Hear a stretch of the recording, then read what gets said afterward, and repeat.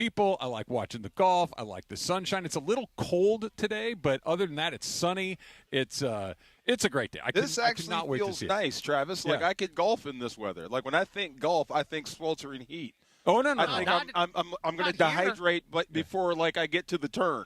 This is nice. I can do this with a jacket on. You can do it with a jacket on. You can do it with a cooler in the back of your cart. You can go ahead and enjoy the rest of the day, however you want to do it. There's never a bad. There's other than like. You guys played this course together? We played on Media Day. I didn't play this last year because I was at Yamava. Yeah. But before that. Before last year with the Fires, then we probably played 3-4 years in a row on Media Day, a tradition like no other, where we do our Behind the Ropes winner that gets to win to play golf with Travis, and I'm just there for the fun. How'd you guys hit him? I'm just curious. So, this is an incredibly difficult golf course for an amateur golfer. For the pros, they can kind of give this place the business occasionally. It's very, very challenging. It's for an amateur golfer. It's pretty long. The greens are really fast. Everything about this for a regular person is a backbreaker. But for the tour guys, they're just on a totally different level. It is a great venue on TV. And you need to be here in person. I love everything about it. How do you not walk out and just go like, oh, blank? Like, I got no shot today. Well, no, it's one of those things. It's like you're just – you don't even worry how you play. You're right, Riviera. Right. If I hit 3 or 4 good shots today, it's a good day. Like, I don't need to make 3 or 4 great holes. I need 3 or 4 great shots. Right. Yeah. And traditionally, I play hole number 1 very well and hole number 18. And the rest, it's just like whatever. Whatever. Okay. Yeah, and that's how it goes. Start and finish. And that's not a joke because the first hole is where you tee off basically where the clubhouse is. Yeah. Drive it down the hill. Drive it down the hill onto the fairway. It's beautiful. 18, you're coming up. Back up the hill. Back up the hill. And for some reason, those two holes I play very well. The rest of it is sometimes just a mess. Okay. But you know what? You're a Riviera Country Club. I don't think we have that's a mental thing, right? We can talk about that. It's the only time in my life when I don't want to play fast. Like, I play very, very fast. Like, when I play around a golf, I don't wait around. I'm ready to go, and it's my turn to hit. I hit, and we're moving on to the next one. Let's take all the time we need. Let's enjoy the entire day, see the entire golf course. I am in no rush at all. I've never seen a course like this ever. It's pretty nice. This is your top 3 place to be sports-wise ever? Not ever. In the city of LA. In the city it is. Yeah, That's it's what it was. Dodger Stadium, the Rose Bowl, and this place. These are the 3 spots. And they're going to do the Olympics here in 2028. This is going to be the venue for Olympic golf. Are you tracking who's winning? Like, are you into this tournament? I am into the tournament because the Genesis, now again, Tiger's not playing, but it's still Tiger's tournament. Yeah. And you have an amazing field here, by the way. Is he here? Is Tiger He's here, yeah. He's here. He's on property. Yeah, and he's done a lot of media events and stuff. But Marco Penghi's still in the lead. Penghi's still on the top, and Rory McIlroy is tied for 3rd right now, -8 back for the entire tournament. Here's the great thing about the Genesis, and this is why we love to support it, and they've been partners with us forever, is – a pizza's Thank coming you over. very Beautiful. much. Oh, yes. DeMarco loves a pizza. Wow, Thank you, of course. Look Thank you. you. So thank we you, are here on hole Beautiful. number 8 where they've got all the food trucks and Angelino's wood-fired pizzas. Their food cart is right next to us. Tell me that doesn't look gorgeous. That looks amazing. Does that look and great? the little basil flare on the top. Oh, my God. Next level. Yes. But in the city of Los Angeles right now, this is the best event. Yeah. I know the Lakers are back on the court, but every year, whether you're a golf fan or not, and by the way, unlike being at certain other country clubs in the Southland, when you walk Riviera and you walk this event, I feel like it's one of the most populated places with ESPN LA listeners. You get stopped. Question about it. I've been stopped 100 times today of, Morales. Oh, you guys are broadcasting. Where's Travis and DeMarco? Where are they going to be? Our listeners are out here because this is kind of the tournament of the people. Yeah. And it's Tiger's tournament. Tiger's got a lot of history going back to the, correct me if I'm wrong, 92 LA Open. Sounds right. Okay. Where he played here. And this is a great place to be. He was 16, by the way. By 16, yeah. 16 years old, playing come on with out. the best players in the world. Go to genesisinvitational.com and get your tickets. And like we mentioned, we're here with Travis Mathew as well off the 8th fairway. You asked me did I have any problem getting over here. When I was walking over, 25 people pointed. You guys are broadcasting from there. So they recognized you. They did. They didn't say. They knew. Yeah. They didn't say who's that giant football-looking. You almost wanted to guy. say something, didn't you? I didn't say it though, did I? He caught it. But go ahead. He did catch it. You did. You caught it. I saw your mouth. I saw your mouth. You didn't see. You got out of there. Go ahead. And then they said no. You're ESPN LA's DeMarco Farr. You're Rams Super Bowl champion. Kind of like that, yeah. They said, do you want to go to the clubhouse, sir? Would you like to play around? No, they said you were over there. Travis is over there. He was just sitting down. They knew we were here. It's awesome. It's people knew the bits. It took me a second. I walked by. There's a Pacifico tent over there, right? And I'm going by, and somebody calls my name, and I stop, and I look, and they've got a table about the size of the one that we're standing in front of right now, and 80% of the real estate on the table was covered with empty Pacifico cans. There you go. And I'm like, yeah, I'd really like to hang out with you guys. They're like, come on over, let's go. I'm like, I kind of have to get on the radio here in about an hour or so. But no, like you were saying, this venue, this event, and I agree exactly with what you said, Chris, that this has got a ton of our listeners here. And here's a big reason why. You get to move around. You get to have some cold beers. You get very close to, like, unless you sit on the court at a Laker game, you don't get 5 feet away from LeBron James. But here, Shane Lowry, who's one of the best players in the world, I could have reached out and patted him on the head when he walked by. So what's the rule, right? If I'm just standing there and the ball comes over, like, do I have to move? Ideally, so you don't get hit, yes. I mean, don't get hit by the ball when earlier. It's sitting there. Yeah. I was walking here. Stephanie and I were walking back up to the 14th to the Genesis setup and hospitality to have lunch. And there was a ball on the cart path. Oh, really? And a woman went to pick it up. And No, don't. And everyone's like, what are you doing? Stop. Yeah. And the marshal ran off and was like, drop the ball, because that's a live ball in here. They'll move for instance, you're standing over here, the ball gets hit to you, and it lands between your feet. Right. Okay. The marshal will come over, he'll put a little flag next to it. And then they'll move the ropes, they'll get a bunch of people out of the way. That's what I saw on the way in. Okay. I was out here, this was probably 10, 15 years ago, on the 11th hole, which is right up here. And I was out here with Susan, my wife. Susan. Thank you. And Ernie Els, who's at the time was one of the best players in the world. Big Easy, right? No, that's no, it is a Big Easy. Oh, yeah, Big Easy. Yeah. And he hits a ball to kind of an area like this, but literally directly underneath a frozen lemonade cart that's on wheels. Okay, so the ball rolls underneath the frozen lemonade cart. He walks over. He's got his hands in his pockets. He's just kind of coming over like, hey, how you guys doing? Good. He goes, I'm going to need you to, and the guy moves the cart out of the way. The ball's sitting underneath there, and he looks at it because you could have gotten a drop. He goes, nah, I kind of like where that is. It's a pretty good lie. We're going to leave it right there. He hits it. Beautiful shot right down the second shot on the 11th, par 5. He carries that little ravine. He turns. He opens the thing, takes a lemonade out, and keeps walking. I'm like, that is how close you can get to these guys. It was terrific. Now, here's the thing about, and this is why partially, I love golf so much. But one of the things that makes the sport special, obviously, Travis and I couldn't go play football where the Rams play football. Mm-hmm. Even if we were big enough and we had the size and the skill, that's true. If we're not professional football players, you can't get down there. We can't go do a pickup game at SoFi. You don't get to take BP at Dodger Stadium. You don't get to go to crypto and shoot hoops. Right. We actually play this golf course. Now, we don't play it like these guys are playing it. No. And that's really apparent when you walk around and you watch play them it like they play it? You mean or as long? So we're playing from it like if you the distance between from where they're playing it and we're playing it is literally like an additional 1,000 yards. I got you. Exactly. It is a totally different thing. But the same course.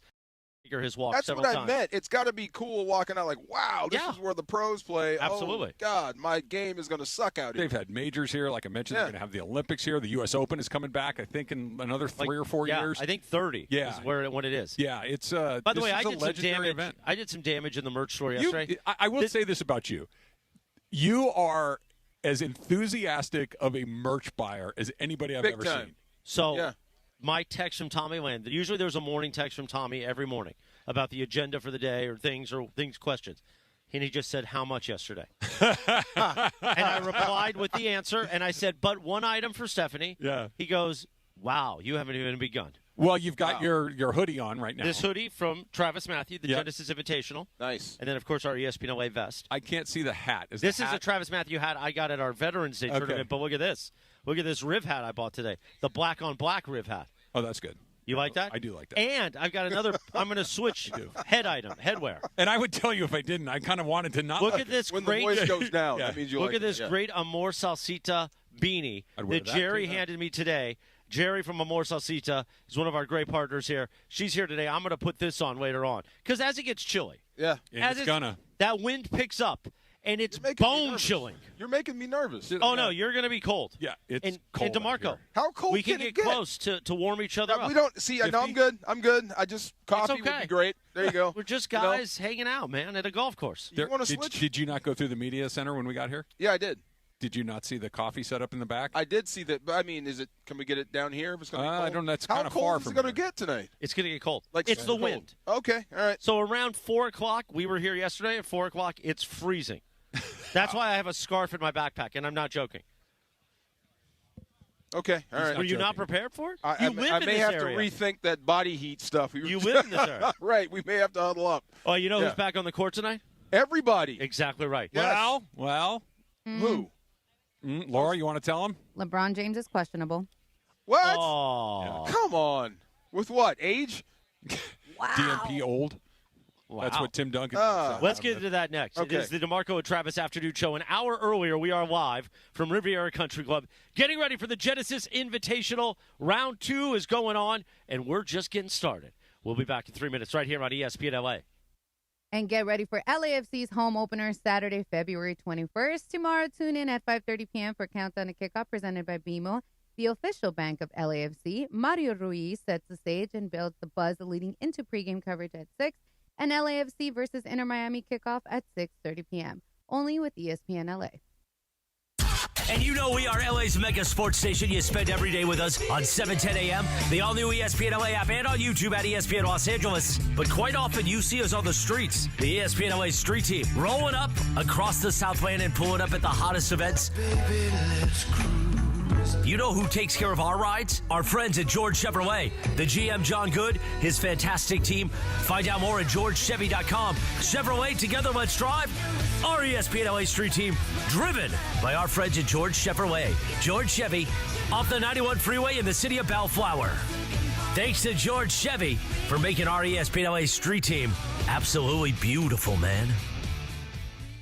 Introducing our new Chili Crisp Dumplings. A spicy twist on a Waba favorite. Bold, crunchy, and tossed in fiery Chili Crisp. That's our new Chili Crisp Dumplings. Get them today, only at Waba Grill.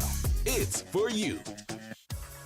Located in the heart of downtown Los Angeles, Crypto.com Arena is pulling back the curtain and unveiling new behind-the-scenes VIP tours presented by Delta Airlines, which offers an exclusive look inside one of the world's most iconic sports and entertainment venues. Expert guides will lead small groups through spaces that have hosted legendary sports championships, world-renowned concerts, and epic awards. Guests will also explore the VIP areas and experience the arena's latest renovations. Visit CryptoArena.com/tours for more info. Whether you're building a single roof or a successful roofing business, roofing contractors like you need the right tools for the job, and software is no exception.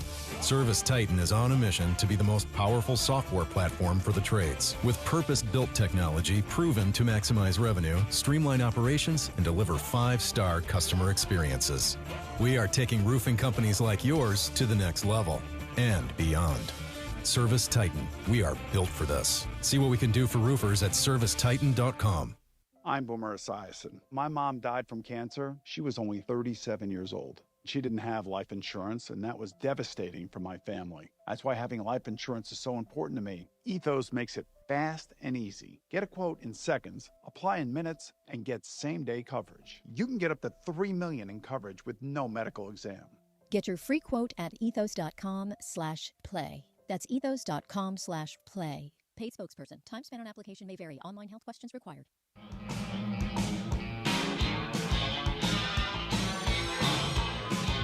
I almost said a live Imaging Tuesday, but it's not. It's a Friday afternoon. Sure feels like one. It does, doesn't it? It's a special tradition because we're live from Riviera Country Club. The Genesis Invitational Round 2 is underway. Tigers tournament, Travis. Now, this gentleman who just came up? I was just going to say, I wanted to give a quick little shout-out to Duncan and Noea, who came up. DeMarco and I played golf with Duncan and Noea in one of the Make March Matter CHLA events. They were one of the auction winners, and we went down to Pechanga, played a little golf with them. Great couple. Great people. Had an absolutely fantastic time with them, and they just came by and said hello, and they're checking out the golf. He's one of your folks. He likes to golf. He really You said that like it's demeaning. No, Travis I'm just saying, is one of my folks. really loves and to golf. And another one of my folks, Gerald Ford from Mountain Gate, plays golf with Johnny I. There we go. He's like, I know you guys, but I know Johnny I. And I'm like, oh. Well, yeah, I mean, that's the Mountain Gate crew out there, right? I mean, that's a whole nother group. One more shout-out to the food truck here. We're in the food truck alley, if you will, off the 8th fairway at the Travis Mathew trailer. But Angelino's wood-fired pizza. Now, a lot of times when people walk up and give you pizzas, you're like, okay, it's pizza, right? There's no bad pizza. This is amazing. It's terrific. Great so pizza. Good. It's terrific. Wow. I've already hoovered 2 pieces. Just absolutely house those things. And I see how you claimed the third. Look at this. He claimed the third by putting your crust. And nearly the entire piece went down my gullet. Everybody's happy. Yeah. Yes. We'll walk you up to cover tonight. Lakers, Clippers, back from the All-Star break. 5:30 p.m. The Toyota Lakers countdown to tip off with Better Durant. But before we took a timeout, is it true? No LeBron tonight? Well, he's questionable. All right. Yes. And what's such a drag is this has been what we've been looking forward to. You could say since the All-Star break. You could say since before since really, all season. Yeah. 55 since games. the beginning of the season. We have not seen them with their full complement of players more. I think they've played together 10 times. Yeah. And even that was kind of in limited moments that you finally get Luka back. Austin Reeves is finally off of a minutes restriction, and now all of a sudden LeBron is questionable going into this game, and there's only 20-some-odd games left in the season. And right. They're going to have to figure out what their best rotations are. The entire year, they've been trying to ham and egg this thing with we're missing this guy or we're missing that guy, and we finally thought that we're going to get everybody back, and now we might not get everybody You're back. going to have to go with your gut. You really don't have enough time to figure out what's what. You're going to have to go with a lineup you think is going to work and see what happens there. I hope LeBron actually plays. You got to get on with this thing. Kind of. So you can at least know what it is, see what it is, pass the eye test. And you're probably going to need it to stop Kawhi anyway. He's been on fire. At some point, the playing the long game, there is no more long game. Yeah. It's just the short game that you're going to have to find a way to win a basketball game on any given night. And I know that LeBron, Richardson time, yeah. Right? LeBron's been around forever. Yeah. Luka's been around forever. These guys are really smart players, but you got to play together. Right. You have to figure out to kind of know where guys are. I mean, we've seen all these great Laker tandems or three-headed monsters over the years, and they can kind of read each other's minds. They don't necessarily have to. Those LeBron, Luka, and they're not reading each other's minds. They're still trying to figure out where they're all going to be, and the longer they're apart, the longer that's going to take. And it's a real drag if he can't go tonight. Well, if I had to lose one, I would lose LeBron because I think I could plug him back in faster because he's done this longer than anyone else. You need AR and Luka on the floor so they can start. But it's everybody else too. Everyone right? else Like too. you got to figure out where does Kennard fit into this? Who goes to the bench now that they're all wait back? To see that with Luka. Riviera, does he go back? Does Rui stay in the starting lineup? Like there's so many different variations of this, and you don't know what your best rotations are. You don't know which combinations are the best until you actually have all the combinations available to you. They haven't. It's almost like, and I'm not trying to pick on the guy, but it's almost like you can't really evaluate J.J. Redick because he doesn't have his team on the floor. And again, you have to wait for it. I hope he plays so we can get an idea of what we're looking at here because I still think everything's on the table. It's so funny, that conversation we had yesterday about the new Lakers and how things are going to be how we're going to operate from going because of Lon Rosen, you mentioned. And who said that? It was Clinton that said, a podcast coach. I never thought of it that way. I wonder if that's how they think of it, And if everybody's being evaluated. It's a really interesting question. Yeah. And I think that everyone is being evaluated. But I also don't think that the new regime is going to come in here and just start whacking people. That's not how they operate. Not so that. But they're going to give him plenty of time. And I think you're 100% right. This idea of you've been asking him to fight a fight with one hand tied behind his back until he has both hands. And he's won 33 games. Right. Until he has his full complement of players, it's not fair to say, okay, this is good, this is bad. It's like we don't know. He's just trying to survive night in and night out, and he hasn't had all his options. You'd have to say he's doing a fantastic job if you haven't had your guys, and you're still, you're the 5th seed right now? Yeah, but closing in fast. Like that. Right. Everybody out of the top 2 is kind of bunched together pretty tightly. This is true. Yeah, but you're going to have to go on a run. So like you said, questionable. It is kind of not depressing, but dang, it takes some of the steam out of it. You're hoping to see all 3 on the floor, but let's just hope he plays. And I'll tell you what. If he is injured, play a little bit and get out. I don't know. Yeah. This is, and I'm not blaming LeBron for this. This is just the reality of being an older athlete. This is the reality of being in the league as long as he has. And look, Luka was hurt too. Austin Reeves was hurt. So I'm not saying that this is necessarily his fault, but we just got to find some group of guys that are available pretty consistently. I know that accidents happen. I know that injuries happen, and guys, kind of come up with a little bump or a bruise or a strain here or there, but man, it just seems like you get one back and you lose one at the same time. They haven't had any sort of luck in that department. Where are you on LeBron? I'm just curious. So, here's the thing, and this is really the question that's all that matters. Will Lakers fans feel horrible next year if he's somewhere else, putting up 30 points a night. Let's be respectful. 20 to 30 points a night. And leading a team out of the East, at least into the playoffs. Despite what the Lakers are doing, Lakers could be a top 5 seed. But you would go, well, how would they be doing it with LeBron? And that's going to happen if LeBron goes somewhere else because he's going to have another layer of motivation. I think I'd be okay with that. I would. Yeah. First of all, it would sting some. I think it matters a great deal. Chris, you kind of mentioned it, but I think it matters how people are going to feel is what are the Lakers doing in this scenario. If LeBron James is in the East and near the top and looks great, but the Lakers look like more athletic, more dynamic, younger, faster, in the West. Luka just kind of goes to another level. AR goes to another level. And you look where they're kind of working through the Western Conference, it's like, okay, we needed to do this, and LeBron's a great player, fine, whatever. If your scenario happens and the Lakers are still looking like they look now, or even maybe a little bit worse, then all of a sudden I think people will have feelings about it. But I know there are LeBron fans out there. I know there are a lot of LeBron fans out there, but I do not think there's going to be some sort of, what do you mean you let him go? I think when he goes, whether that's at the end of this year, the end of next year, the end of 30 years from now, God only knows how long he's going to stick around. I think it's going to be one of those, yep, thanks. I really do. I don't. This is not Kobe Bryant. This is not Magic Johnson. This is not one of those players that people are going to be like, no matter what, you got to stay as long as you can. It's going to be one of those, thank you for everything you did. Appreciate it. Good luck. I don't think it's going to be a whole heck of a lot more than that. I think people feel differently when he's not a Laker, and depending on how the Lakers are doing. I am the first to say, and I agree when Greg Bergman, by the way, Bergie doing monstrous content this week. I've called it many content is what he's doing, frankly. It's incredible. And, I mean, you've been taking lessons with him, Trav, but Bergie liked to make the point that they should have moved on earlier to get something out of it. I agreed with that. Moved on from LeBron while you still can. Ireland, a lot of people were, no, absolutely not. What are you talking about? I see both sides. Yeah. I was on the Bergie camp. Let's move on. Well, we didn't move on. He's still here. Now you move on now with maybe one season left. I understand putting Luka, you have an opportunity with the cap space. You have all these opportunities. I'm still confident, knowing Lakers fans and knowing all of us in L.A., if he's somewhere else doing amazing things, people are going to be upset. I don't think so. I disagree. I think there might be some. There'll be some, but it's not going to be enough to prevent you from doing it. The bad PR or whatever we want to call this. And that's a big if. I don't think is going to be. Oh, no.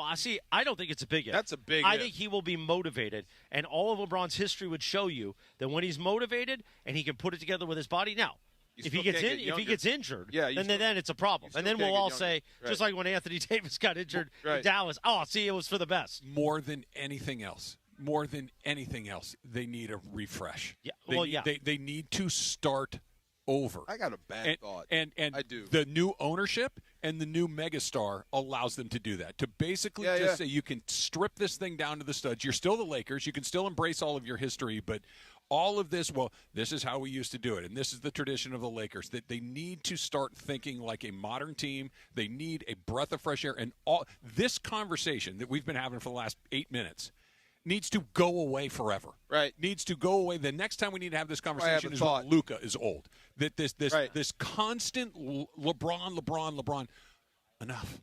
On to the next thing. I really, truly believe that a refresh is the most desperate thing they need. I need to know what happened to LeBron. Like, why all of a sudden is he questionable? Like, what happened? For tonight? Yeah, like how all of a sudden, because we were just getting ready to report that the injury report was immaculate. It was clean, pristine. We got everybody.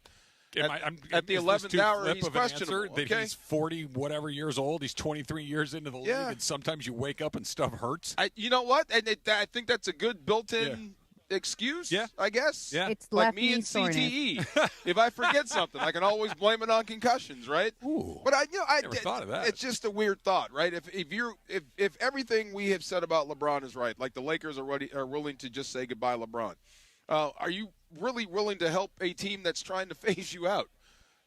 Well, help him in what regard? Just being out there, like all of a sudden, I'm out.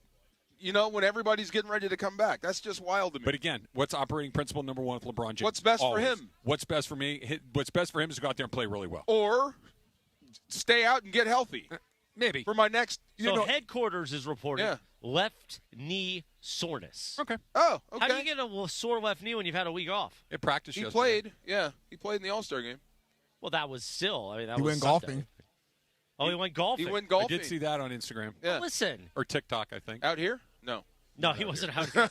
He wasn't. That would be amazing, by the way. That would be cool. That would be pretty cool. Wow. I like DeAndre. By the way, DeAndre, pop in with more nuggets like that. Like, he just went quick, and he delivered it. Now, I don't know if that was on the air or just in my ear. No, but that was there, too, right? Oh, that was beautiful. So, DeAndre, what do you think about LeBron all of a sudden coming up questionable? I mean, it is what it is at this point, man. Lakers just need to find a way to stay healthy throughout the remainder of the season. He's not the only one that we have concerns as far as injuries. So I just really hope that they can stay healthy for this remaining 28 games. That's amazing. They only got 28 games left. They got to get going. It's a sprint, They got to hit the gas. Kawhi's on fire, too. Yeah. Woohoo, good luck. Yeah. Quarter before 3 p.m. It is the DeMarco and Travis Afternoon Show. Special edition, Trav, not just because of my presence, but mainly because we are live at Genesis Invitational at Riviera Country Club, the gorgeous Riviera Country Club, live from the Travis Mathew 8th hole trailer. Absolutely beautiful. What great gear Travis Mathew has. I'm wearing it. You're wearing it. Even DeMarco's wearing it. Why is it even DeMarco? See? Well, see what he does? you're not the golf guy. Change your mouth again. See, there he goes again. No, I didn't do anything. Even Chris. There you go. Sorry, proceed. All right. Go ahead. We're going to do more Lakers in about 3 minutes from right now on ESPN LA. And what's on tap today on ESPN LA? The Lakers return from the break tonight at home to face the Clippers. The Toyota Lakers Countdown with Beto Duran starts at 5:30 p.m. with tip-off at 7.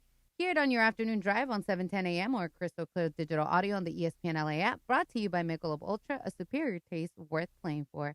The official beer sponsor of the Los Angeles Lakers. Please enjoy responsibly. Tomorrow, it's Icon versus Icon. Sonny versus Messi as the spotlight hits the historic Los Angeles Memorial Coliseum. Don't miss the countdown to kickoff. Presented by BMO, official bank of LAFC. Saturday at 5:30 p.m., it's the debut of Countdown to Kickoff, presented by BMO. Let's go. Who's ready for LAFC's season opener versus Messi at Inter Miami at the Coliseum? I sit down with LAFC defender Ryan Hollington. Did you know that Children's Hospital Los Angeles offers advanced epilepsy care for kids, even when other treatments haven't worked? CHLA's Neurological Institute as Southern California's only all-pediatric Level 4 epilepsy center. That means your child is supported every step of the way by providing the latest therapies and personalized care plans for all of your child's epilepsy needs. So put seizures on the sidelines and help your child get back to being a kid.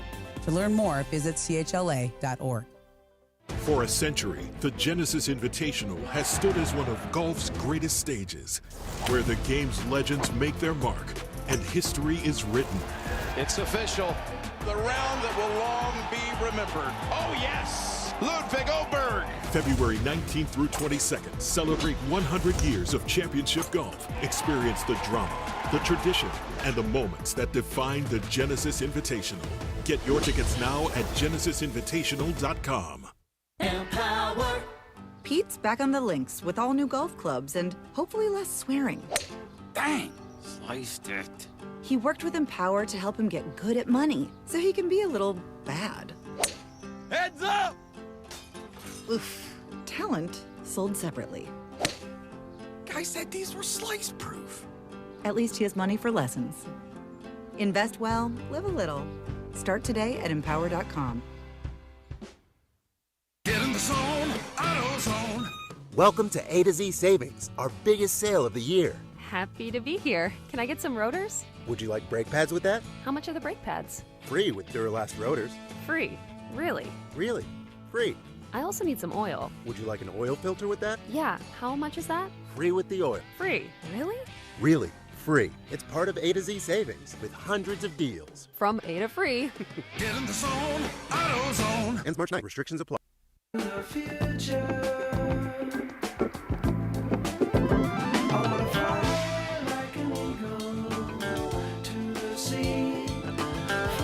I know we talk a lot about food, and you're our food guy. So any show that you're a part of, whether it's the morning show, the afternoon show, whatever show becomes the food show. This is honestly some of the best pizza I've ever had. It's terrific. Here's the thing. even if you're not a golf fan, and you don't like golf courses, and you don't like weekend beauty, and an amazing event in Los Angeles, go to genesisinvitational.com, get a ticket, so you can come out and have Angelino's wood-fired pizza. It's that good. It's that good, Jack. It's a real movie. It's got all of the perfect amount of everything. It's the right amount of sauce. It's beautiful. It's the right amount of cheese. The crust is cooked exactly. It's not too crispy. But Even it's also DeMarco not, liked it. It's not floppy. They put some nice fresh basil on the top of that. A nice fresh basil leaf on top. Oh, it's beautiful. And it is. And then you got one over here that looks like a little white pizza with some arugula on top. I mean, there's a lot going on here that I'm a pretty big fan of. So, former NBA player Brandon Jennings. By the way, Lakers basketball coming up tonight. Lakers Clippers. We'll walk you up to coverage 5:30 p.m. with Beto Duran, the Toyota Lakers countdown to tip-off. Former NBA player Brandon Jennings publicly suggested that the Los Angeles Lakers should consider hitting the panic button with less than 2 months left in the season, given their standing in the Western Conference. DeMarco, should they hit the panic button? No. Why would they panic? What does that mean? Hit the panic button. Like, what would he suggest that they do that would be hitting the panic button? There, you can't make blow a trade. the team up. The trade, you can't. It's this done. This is the team until Panic the end of the button. year. There's nothing to do. Right. Like if you could hit the panic button before the break and do crazy things and trade, Austin Reeves and try to move LeBron if he'll agree to it or whatever. But maybe he means urgency. Maybe hit the panic button. Like after you hit the panic button, everybody is urgent. Yeah, but we got to batten all the hatches down. Do you get the sense that they have been lazy or no. lackadaisical? I think they play pretty hard. I do. I mean, maybe it's like you have zero room for error. Like you have to make a run from here. Like you hit the panic button, the Bombay doors are open, and here we go. So maybe that's what he means. But, I mean, as far as the panic button, there's nothing you can do. You can't change teams. This is what you got. Sit somebody down. I'm pretty sure they're aware of where – Quote, I just looked up. Because you are going into the second half of the season, your roster has been up and down, and you are in the fifth spot where you could end up in the seventh or eighth. That's the way it's looking. That is true. Jennings said. Quote, the Lakers need to hit the panic button ASAP. I think he means urgency. But so urgency on the court? So is yes. this a J.J. Redick issue?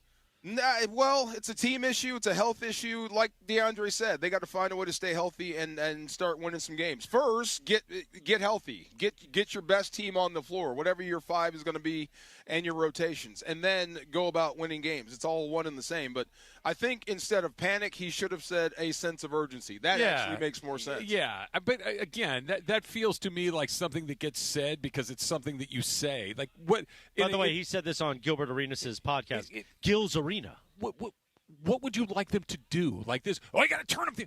Okay, what would you like them to do? Stay healthy. That's all I can say. Yeah. Of course, but that's not. I mean, that's not a decision that you make. No. You either are or you aren't. It's now maybe you could play through some things. Maybe you could try to push through, a little nagging thing here or there. Maybe you got to kind of err on the side of aggressiveness when it comes to injuries. Sure, but this idea that they're going to get together tonight before they play the Clippers and say, guys, it's time to turn it up a notch. Yeah. Yeah, no blank. There is a path to a championship or at least a Western Conference Finals for this team. For every team, there is a path to victory.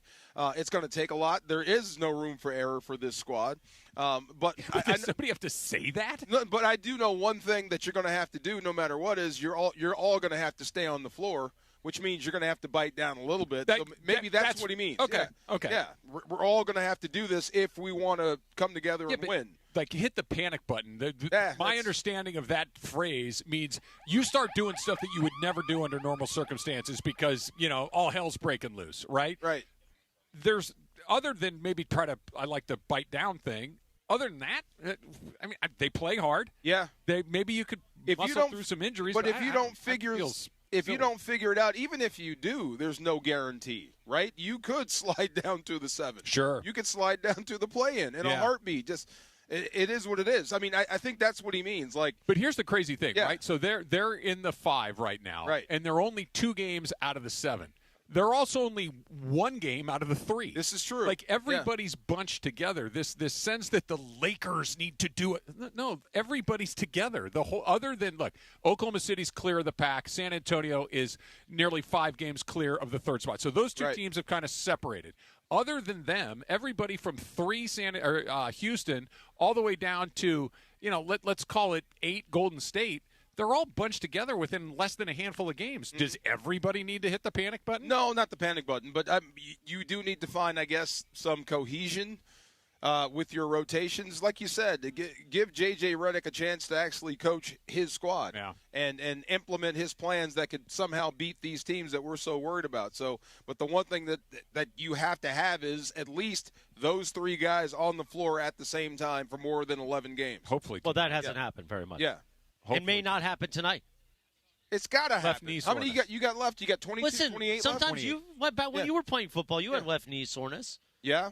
Football's different. A little bit different. Yeah. Football's different. They go out there unless the bone's through the skin. Those guys are animals. Was your bone ever through the skin? No, not that. Well, not that one. Oh, come on. Man, we're at we're at Riviera Country Club. Well, you can't say that. All the Travis Mathew folks are looking at us, and you do that? I disappointed Travis. He threw it Why off did the you backboard. I had to come on. Dude. I'm usually the guy that takes those easy ones. I'm sorry. You did it? You did it. I thought that's where you wanted me to go. I'm sorry. I feel like you set us back today, DeMarco. He gave me a yippee. We were down the road in content, and you pulled us back. Just when Travis thought he was out, DeMarco, of all people, pulled him back in. I'm ready for other people to completely blow a hole in the side of our boat. But My when bad. When it's you, I'm disappointed. He looked at me. I hold you in a high regard, and you let me down. It was him. Hey, you know what it's time for you to do is to hit the panic button. My bad. It's time for you to hit the panic button. Yeah, because now you've opened the door, and I'm going to run right through it. But yes, to use the football thing, and you could use our team. We did. There were some bumps and bruises. Guys were banged up. I was banged up. But we committed. We were committed to doing this together. I think that's what he means. It's a panic button. It's a sense of urgency. We only have one shot at this, and we need everybody. You're talking about your team. I was flipping through Instagram last night, and all of a sudden it showed me like the last 2 minutes of your Super Bowl, just out of nowhere. The final play, the one where Mike Jones makes the tackle on Kevin Dyson. You try a spin move to get to the middle, right? Because it was happening really quick enough. And in the last play, you're over what I guess that would be the right guard, and you kind of spin towards the center, right? Is that what you? I thought because you never get a clean look at the back of your jersey or the number, but I could tell by your body. I got doubled the entire game. And you don't give him a hard time when he says that. He could tell by your body. I got double teamed the entire game. That means you're good. Jeff Fisher was trying to break me. Yeah, and Bruce Matthews. He was by himself. On the other side, double. Yes. So either deal with this thing or get doubled. I took the double. How about that? I did enjoy watching it. It was pretty fun. And when Dyson was going, I'm like, I think he's going to get there. And Mike Jones saved Thank you, Mike, for that one tackle. Yes, but that's what I mean. Everybody was beat up. I mean, you're going to need everybody to get through here. God, this is so disappointing. Let's go back to the Fisher thing real quick. I want to say this. I've never asked you this. When Fisher then joined the Rams, and you were part of the organization at that point, right? Was there ever anything between you guys? What's funny? Was he upset about you? Or? I thought, you got to tell me Eddie George story. Well, I thought it would be funny. Their first interview with him is I wore my ring and sat next to him and did this, and he looked down and looked up and did not smile. Yeah, that's good stuff. Right. As we're getting ready to go on radio, because if he wins that Super Bowl against you and that Rams team, his entire life is different. He probably wouldn't be sitting there interviewing or talking as the head coach of the Rams. And the other one, and I totally spaced again. I didn't tell you that part. I did the ring thing first. So now I'm thrown off. I'm like, I done pissed the man off. So then I forgot, and I'm trying to ask him about Steven Jackson, a big running back, and I'm like, hey, have you ever had to call an offense around a big running back before? And he just looks at me like, Eddie George, you dummy. Right. Are you out of your mind? What's wrong with you? Horrible. All right, 2:57. A few minutes before 3 o'clock, we're live from Riviera Country Club, Genesis Invitational. Get your tickets for what's going to be an amazing weekend, not just of golf, a great field of players, the best in the PGA, but also, even if you're not a golf fan and you're looking for something to do a weekend in February that's absolutely stunning, is right here at Riviera. Go to genesisinvitational.com. We were with our friends, Travis Mathew, right off the 8th fairway at the Travis Mathew trailer with amazing product. We're wearing a lot of it. We love our friends at Travis Mathew. Coming up, we talked about Lon Rosen now, taking over the Lakers organization on the business side. What can we then say about the Genie Bus era? We'll do that in 3.5 minutes from right now, DeMarco, on the Travis and DeMarco Show. Oh, I said it backwards that time. On ESPN LA. All gas, all Lakers. Tonight in downtown LA, it's the battle for the city as the Lakers host the Clippers at Crypto.com Arena in a rivalry that never disappoints. And it's stolen by Kennard. Here come the Lakers on a fast break. LeBron down the middle, slam dunk. Lakers versus Clippers from downtown LA. Coverage begins tonight at 5:30 p.m. The Lake Show lives here. 710 ESPN and the ESPN LA app. Hey, it's John Ireland. Watching a Laker game is so much more than just a game. It's the moments before tip-off, the people you're with, and the food you're sharing. That's why I love BBGO. BBGO is perfect for at-home watch parties or a night of hoops. Their food is bold and packed with flavor, bowls for a quick meal, dumplings and fried rice for everyone at the table. Vibe on a wave of Korean food and culture with BBGO. Look for BBGO at your local grocery store in the Asian and freezer aisles. BBGO for it and bring something different to the table. ESPN LA family on personal injury attorney Joseph S. Normand. 2026 marks 15 years that you've trusted me to represent you. When you're hurt and down, I'm honored to fight for you in personal injury cases when it matters most. Numbers don't lie. I'm the real deal. The voice you hear is a voice you get. If you've been injured in an accident, call 213-747-1234, 213-747-1234, or visit normandlegal.com. Normand Legal, built on trust, proven by results. In Los Angeles, it's not about closing deals. It's about opening partnerships. At ESPN LA, we're hiring audio play-by-play and digital marketing consultants. People who build relationships and create custom solutions powered by ESPN LA and the biggest teams in the city. This is where brands connect with fans who care. Competitive pay, full benefits, unlimited upside. Open your next partnership. Apply now at goodkarmabrands.com/careers. Hi, it's LeBron. The Lakers play here. 710 ESPN. KSPN, Los Angeles. A Good Karma Brands radio station.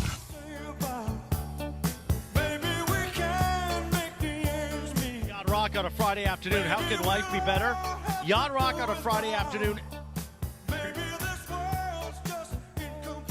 Well, the Genesis Invitational.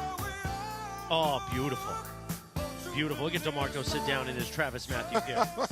We are live. GenesisInvitational.com. Get your tickets for the weekend. Saturday and Sunday is going to be amazing out here. We're live right off the 8th fairway. The Travis Mathew trailer. Amazing merchandise. And very special edition. 2 local teams' colors. T-shirts. All of the proceeds benefiting the LAFD Foundation as California rises again and comes back from, of course, the wildfires. Horrible last year at this time. There was no Genesis Invitational Tigers tournament. Tiger Woods hosts it every year. There wasn't one here at Riviera because of the fires, and it returns this year, and we're happy for that, Travis. Yeah, for sure. Last year they moved it down to Torrey. They did kind of back-to-back events at Torrey last year, and this is where this tournament gets played. This is where Tiger made his debut as a 16-year-old. I mean, to really wrap your head around that, like think about a 16-year-old playing in the NBA or a 16-year-old playing in Major League Baseball or a 16-year-old playing in the NFL. Like, not a chance, right? And yet he went out there and competed and held his own. And it wasn't one of those, oh, that's kind of cute. It's like, oh, he's going to be the best player out here pretty soon. It was so clear that he was a prodigy at that level. And, you know, he's a local guy. He grew up, was it Cypress, Chris, where Tiger grew up? Yes. Yeah.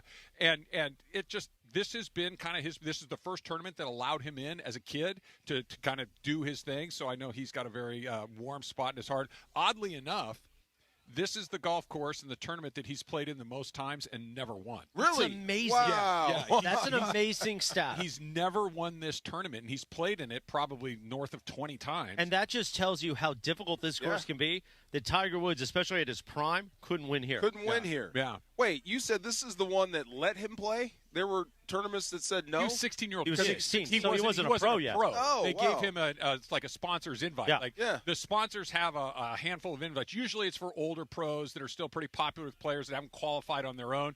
Sometimes it's a local amateur. Sometimes it can be a million different things. It had nothing to do with race or anything like that. No.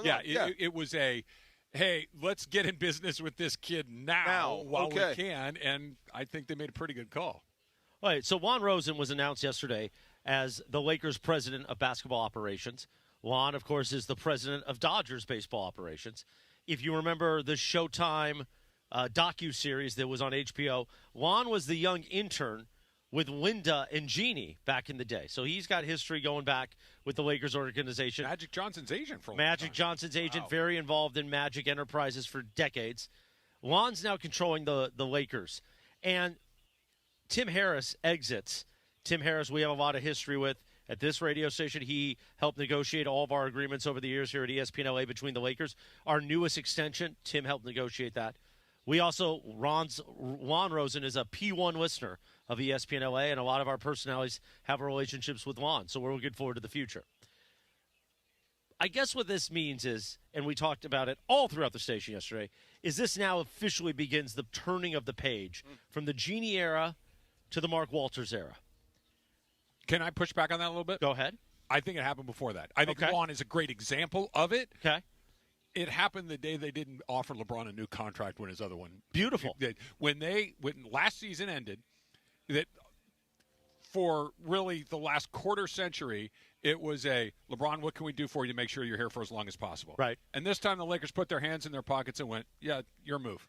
Right. Yeah. Right. And I mean, I go back to it.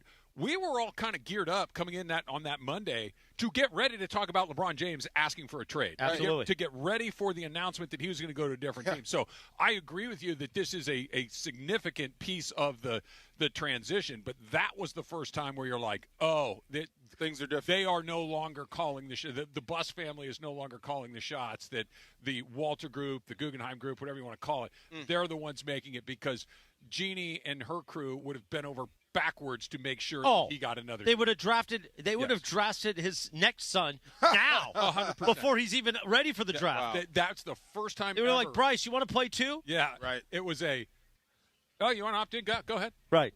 Yeah, if you don't, that's cool too. Yeah, you go ahead.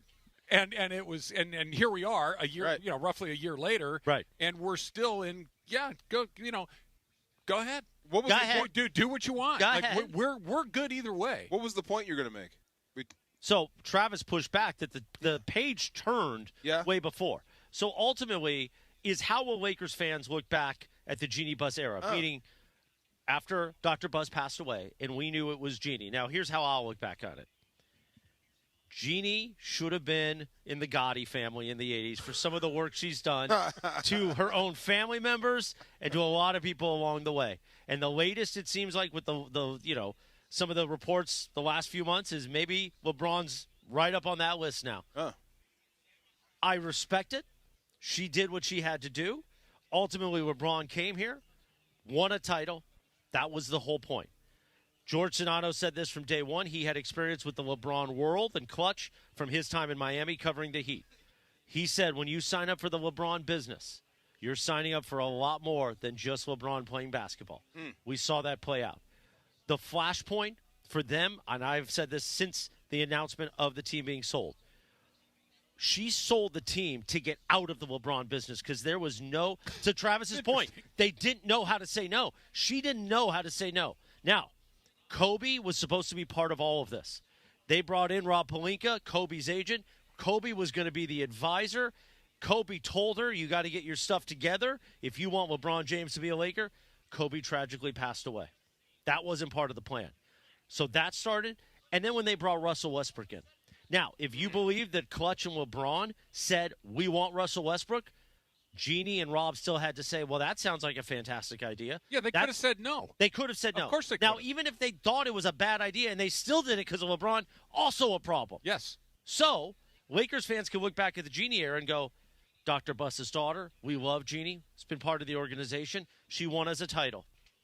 But there should have been at least one more title in all of that. Well, yeah. Yes. At least. They should have at least had a chance at more titles. They basically had the bubble season, and they were really, really good. They win the whole thing. And then you had the one other Western Conference Finals appearance where you lost to the Denver Nuggets, and you got kind of smoked by them. Denver was having a great season. But other than that, it's been kind of the same. It's been – and I'm not just talking about the LeBron era. I'm talking. You were talking about the Jeannie Buss era writ large. It's been underwhelming. Oh, of course. It's been. I think when she took over for her father, there was optimism because she had worked alongside of all of these Laker people for such a long time. But the league changed dramatically in that time. The league went from, owners like Dr. Buss that were family, they were family businesses, for lack of a better term, to these hedge funds owning teams, to these billionaires owning these teams, to analytics coming into the game, to really high-minded evaluation of this, as opposed to a very small group of personal friends that do have some basketball experiences, but you just said it, personal friends. Yeah, yes. Not business friends. No, they're personal friends, and you needed to bring in fresh blood. You mean you may have wanted to call Jerry West, right? You could never make that call. It's funny you say that. That I think that the further we get from it, that's going to be the biggest mistake of her entire run. Not firing her brothers, not any of that. That all the stuff. That sounds like that family sounds like it's got some stuff. It's got okay, some so stuff. it's they've got some stuff, and that they started doing what they did. But they started that. They got the didn't they have like the volleyball team? They had a tennis team. They got tennis. a comedy. Now they got a comedy place. Yeah, they've got some stuff, but the Jerry Buss thing, like Jerry Buss was gutted by it. He carried it around for the rest of his life. Right. And it's a tragedy because Jerry Buss, for a certain generation of Laker fans, if you are my dad's age, you're a Jerry Buss guy. If you're a little bit older than me, you're a Kareem guy. If you're my age, you're a Magic guy. If you're your age, you're a Kobe guy. Now maybe it's a LeBron James guy. But to just do what happened to Jerry Buss and just have it kind of sit there like that was – it's inexcusable. And now, as we're getting out of this, I think that's going to land even worse because they really have not so far, and maybe this new group will be able to identify the next best guy, but you had the best guy at that in your building, and you let him get away. Absolutely. I'm starting to get cold. So the wind is. I'm just starting. So it's 3:10. Yeah. I told you by 4 p.m., but this is when the wind starts to pick up. It's late in the day at Riviera. It's getting a little chilly. A little bit. Do you want my I'll scarf? go, though. Question. Does Magic come back into the fold at all? God, I hope not. Really? No? Listen, the Guggenheim now that this group, part's over? The Guggenheim group, when they acquired the Los Angeles Dodgers, and they said Magic's part of our investment team, they knew exactly how to use Magic. And I just speak on this from personal experience. An interview we did at the Lakers facility with Keyshawn. We were working with Key. Key interviewed Magic in an afternoon, the first interview he did with ESPN LA. Magic walked into the room. The whole place stops. Key looks at him and goes, what does Key call him? Buck? Buck. Yeah. He goes, Buck, this is my guy, Chris Morales. I've never met Magic Johnson in my life. Yeah. He grabs me. My man, it's good to see you again. Oh, yeah, we've met before. Look at that Hockett Square. I love that hanky. The whole room stopped for me, and I was like, hi, Magic. He's incredible in the room. Yeah. He's brilliant. That's why he's great at business. That's why he owns Starbucks, theaters. He's an amazing businessman. That doesn't mean he knows how to run a basketball team from that level like the Los Angeles Lakers and make personnel decisions. So if you're bringing Magic back because he's Magic, and he is back, by the way, because he will somehow find his way in this investment group. Always does. And he always invest. Like, I don't mind that. He's part of the Washington Commanders. He's part of all these things. We want Magic back to be Magic. But we don't need Magic being the president of basketball operations. He can be a voice in the room. He can't be the voice. Right. Yeah, I got you. And if this is why from the moment that Mark Walter bought the team, I have been incredibly bullish on what's about to happen for the Lakers. I don't know if it's going to take a year or 2 or 5, but it's going to happen because they make good decisions. They put the right people in the right places. Like Chris mentioned yesterday, or what happened yesterday. Lon Rosen coming in and saying, not that he's a basketball expert, but he is a sports business expert. Yes. He's somebody that understands how good teams run, how good organizations run, how structures that fail, and understanding like we're not going to do this, we're going to do that. And I think a huge part of this is going to go through and figure out who are the other smart people in the NBA and who do we want to hire. By the way, Shohei Ohtani was still an amazing baseball player when he was with the Angels. Obviously, the Dodgers are a better baseball operations franchise. You think so, Doctor? But let me tell you what else they are. They figured out to do something else Artie Moreno's group couldn't do. Turn on the fountain of wealth just pouring in with the Ohtani business. That is what Lon Rosen is going to do with the Lakers. And figure out how to make a world-class brand, one of the top 5 best brands in the world? Yes. When you talk about sports franchises, yes. How are we going to not increase by 10, 20%? How are we going to double revenue? How are we going to triple revenue? I know how. Go get Giannis. Let's do that next. More on your love affair with Giannis. But first, let me tell you this. You know what else is tomorrow? Not just day 3 of Genesis Invitational. It's time for LAFC. Oh, no, Travis, you're walking away when we do the Messi voice? You were supposed to help me on this. It's LAFC. Sonny versus Messi. I thought it was a Providence read. I apologize. Oh, I might do that in a moment. But tomorrow, LAFC versus Messi. There's going to be 100,000 people. It's going to be crowded, and I want my juice box, and I don't want to be there when it's too cold. Get ready for LAFC's home opener Saturday. Tune in at 5:30 p.m. tomorrow for the countdown to kickoff presented by BMO. Here's why this is special. This isn't LAFC pregame. LAFC pregame is at 6. You know what's at 5:30 tomorrow, presented by BMO? The official bank of LAFC, the Mario Ruiz Show. Yep. Hey, I finally got my own show. Mario's going to set the stage and build the buzz, leading into pregame coverage at 6. So start tomorrow, LAFC versus Inter Miami, with the countdown to kickoff presented by BMO, only here on ESPN LA. I do a Providence read in about 10 minutes. I don't want to share this with Sonny. I want it all to myself, and I want it like the torch. We will do the Giannis topic with DeMarco Farr, Giannis apologist number 1. That's next in 3 minutes on ESPN LA. You never know what you're going to get when you wake up with Sedano and Cap. Because I wish we could all pull off the stuff you end up pulling off. Hence why you're a badass. Hence why you're a chingong. There's no way you actually believe any of this stuff. Or maybe perhaps, actually, that's part of the act. You convince yourself that you are right. George, and that way, if like they were ever to put you on like a lie detector, you would actually pass because you actually believe the nonsense you're saying. It's the morning show with Sedano and Cap. Weekdays starting at 7 a.m. on ESPN LA. Netflix as a Joke presents Shane Gillis and Friends. My mom asked me, she's like, when did we stop being best friends? You remember that when you were a little boy and you loved your mom and you thought she was the cool? You remember when you were gay? Every little boy is just their mom's gay best friend. There's literally zero difference. Netflix is a Joke Fest with Shane Gillis and Friends. Live at the Hollywood Bowl May 4th. For tickets and a full lineup, visit NetflixIsAJokeFest.com.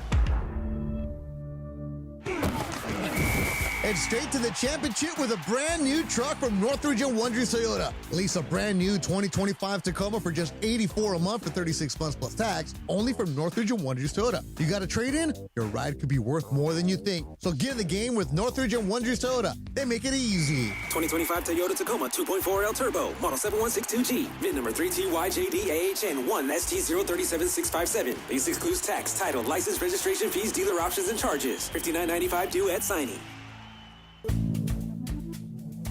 Good Karma Brands is proud to be an equal opportunity employer, providing equal employment, development, and advancement opportunities to all teammates and applicants. To learn more about careers with us, please send an email to talentacquisition@goodkarmabrands.com. That's talentacquisition@goodkarmabrands.com.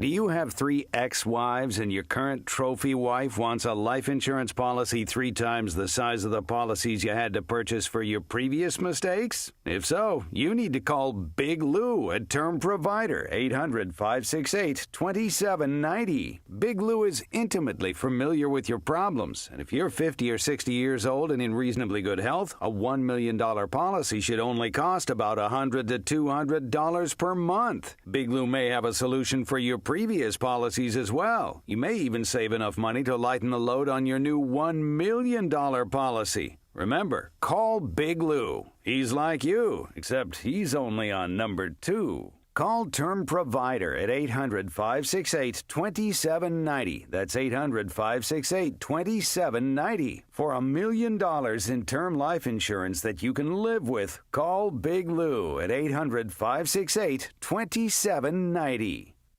Do you owe $10,000 or more in credit card debt or personal loans? With credit card debt at all-time highs, Debt Relief Advocates is urgently notifying consumers of debt relief now being made available, designed to aid consumers with out-of-control credit card debt. Those who qualify and enroll for this relief program will only have to pay back a fraction of what they owe. This is not bankruptcy or a debt consolidation loan. This is a relief program that credit card companies would rather you not know about, as it ends your debt nightmare and saves you lots of money. Consumers owing at least $10,000 in credit card debt or personal loans can now take advantage of this debt relief as the cost of living skyrockets. Debt Relief Advocates has established a relief hotline for you to call to learn what debt reduction you may qualify for, so don't wait. For this free information, call the Relief Hotline at 800-606-8737. 800-606-8737. 800-606-8737.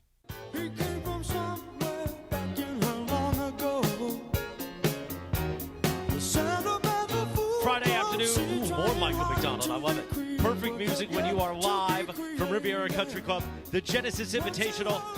We are off the 8th fairway at the Travis Mathew trailer where we've been talking about it. These very special Look, the Lakers one, or Lakers colors, Dodgers colors. Those are great. The Los Angeles Travis Mathew special edition T-shirts. The only place you can get them is right here at the Genesis Invitational all weekend.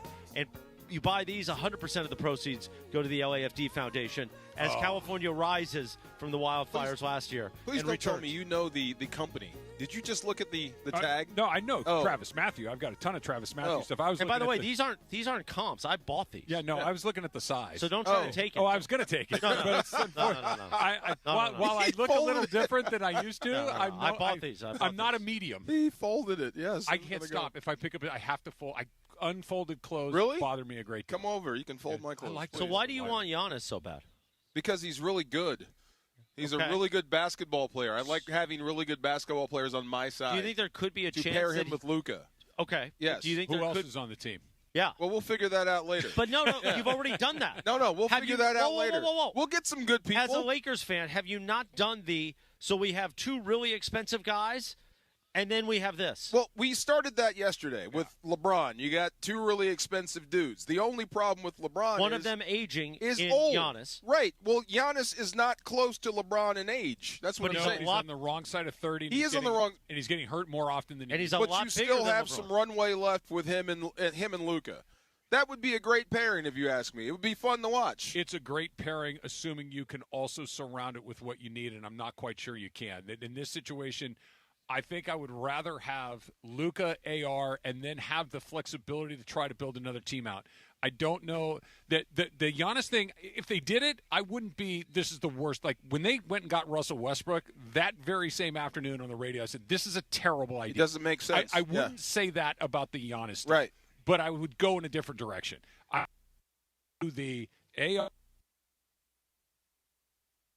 with more athletic guys, younger guys, defender guys, shooter guys, and go in that direction. Yeah. But if they did, it's not a catastrophically We're bad on the same like page. Westbrook. I'm just more on the Giannis side than you guys are. I mean, everybody would be happy if Giannis showed up here. There are some questions. DeAndre wouldn't. I'm sure he would be. He would. Let's bring DeAndre. He would live become from headquarters. happier as long as those moves keep getting made. It wouldn't be just Giannis. There's some other things you have to make. But go ahead. Look, I wouldn't be opposed of Giannis being on the Lakers, and especially being next to Luka Doncic. But I feel like you don't need to add another superstar to the city of Los Angeles when you have a global superstar in Luka Doncic, and you got a rising all-star in Austin Reeves who you could potentially still build around.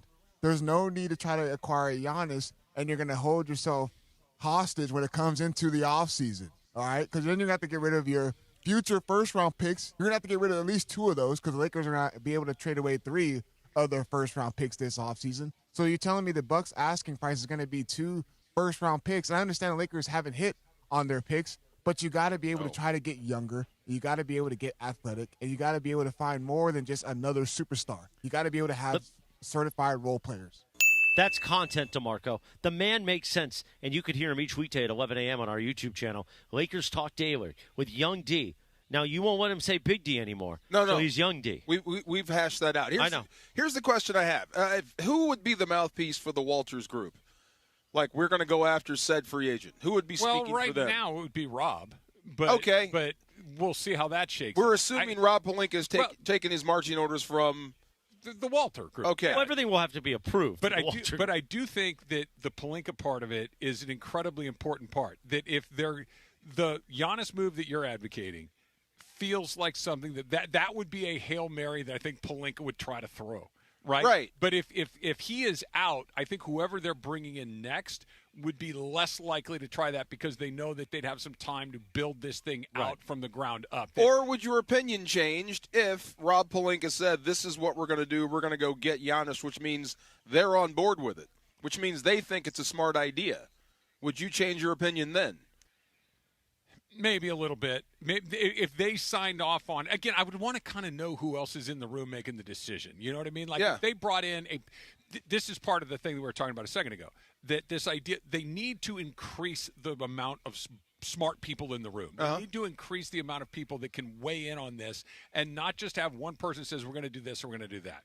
Like you need to have a panel. Like Andrew Friedman, to use the Dodgers as an example, he's clearly in charge. But since they went around and started building this thing out about 10 years ago, they've built it out with nothing but smart guy after smart guy after smart guy. And they do work collaboratively. He's the boss at the end of the day, but from everything I've understood, Rob's kind of a one-man band. Like, Rob wants to come in there and do things his way, and I do think he would want to take a big swing because he's not part of this group yet. Now, maybe he could earn his way in, but I think the way that you'd try to do that is by hitting a grand slam in your first thing, and that would be the honest move. Okay, give me the negatives again to Giannis in your opinion. It's the same thing you just did. It's two mega stars. And when has it worked? If you want to go back to Shaq and Kobe and Paul, okay. But that was a long time ago. And you had Phil Jackson, you had Jerry West running things. Then, okay, it worked with LeBron and AD in 2020. Still a long time ago. Okay.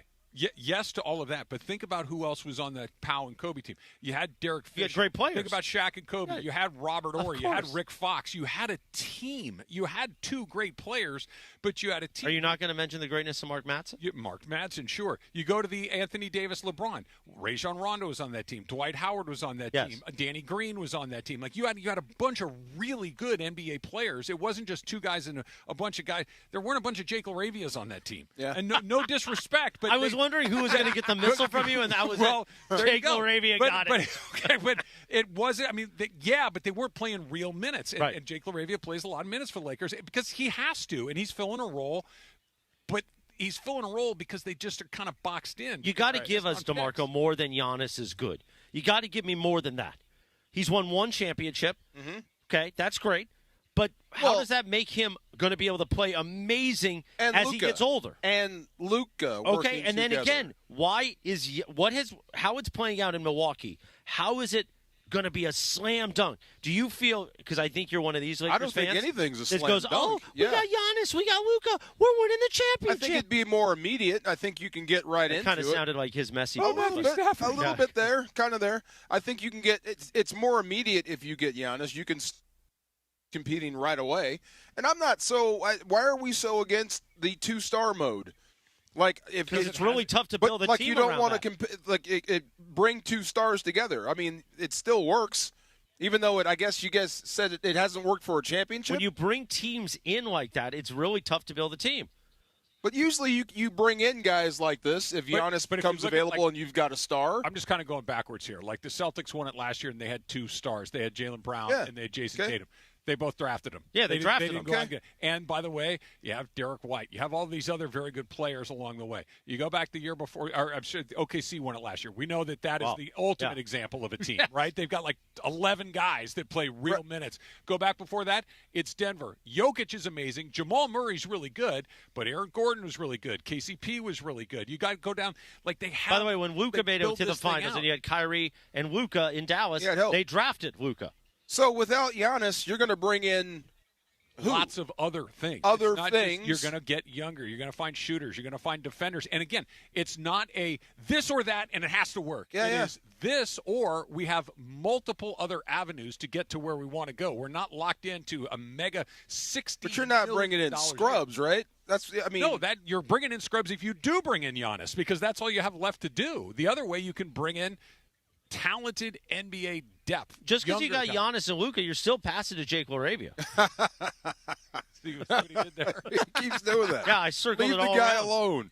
All right, while you ponder how you can make a better explanation than just, Giannis is good. You guys know why you want Giannis here. I can see why you don't, too. It makes sense. Let me tell you this. A year ago at this time, I think you know where this is going. I've got a good guess. The Genesis Invitational wasn't here at Riviera, which made me very sad. But even if it was and the wildfires weren't happening in Southern California, I wouldn't have been able to come here and do this because I was dying, literally, of heart failure. So I was in no shape to come here and walk 5 miles across the course. I could barely walk 10 feet because my heart was failing. My lungs were full of fluid. My blood pressure was through the roof. And as we know, it didn't go too well. I ended up in a coma and all that. This February is American Heart Month. Do something right, DeMarco. Check your blood pressure. Take care of your heart. For me, Katie Cornella, St. Joseph's in Orange County. That's all I talk about. She saved my life. My heart failure was not caused by my arteries are clean. They were clean then, oddly enough. It was the alcohol. I had alcohol onset cardiac myopathy.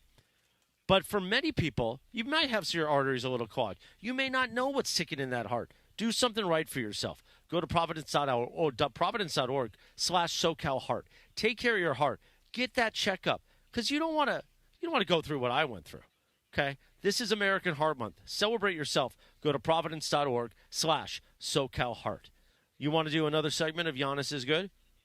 Is that going to be your thing? No. No? No. All right. Absolutely not. A guy you might know the name of, Rich Paul. Oh. He named who he thinks is the best player of the NBA.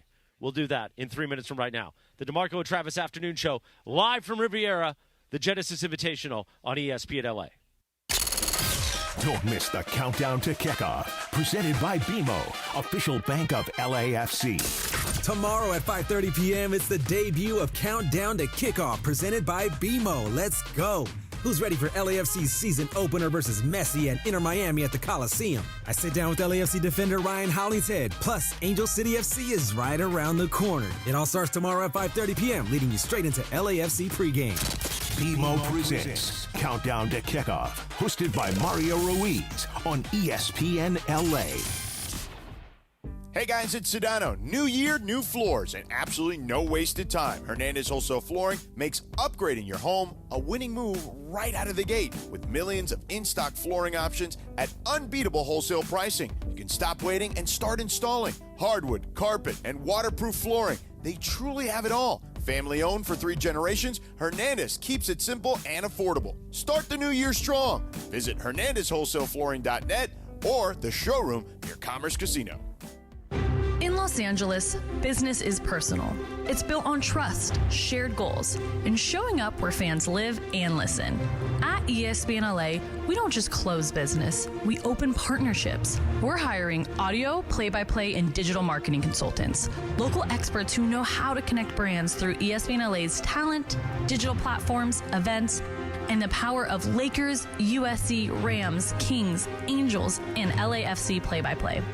This role is about listening first, creating custom solutions, and building long-term relationships with businesses across one of the most iconic sports markets in the world.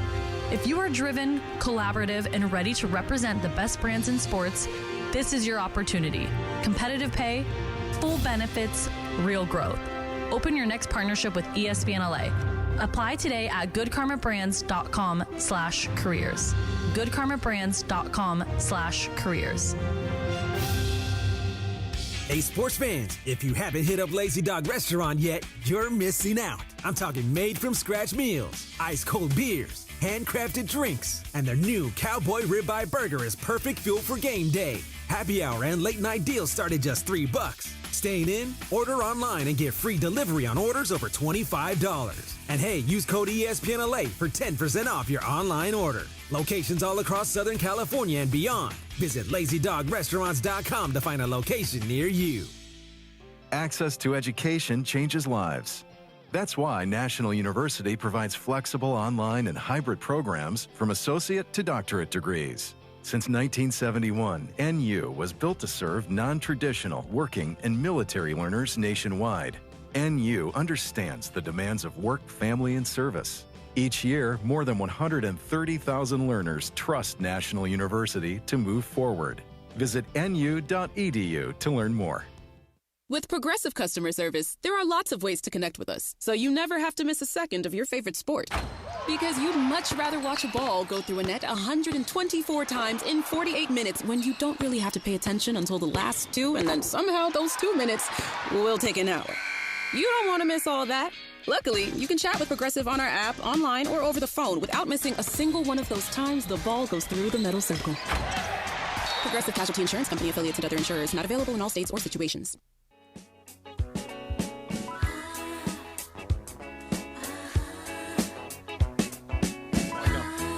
Especially when you tell me how great Giannis is. It's just going to be amazing. See?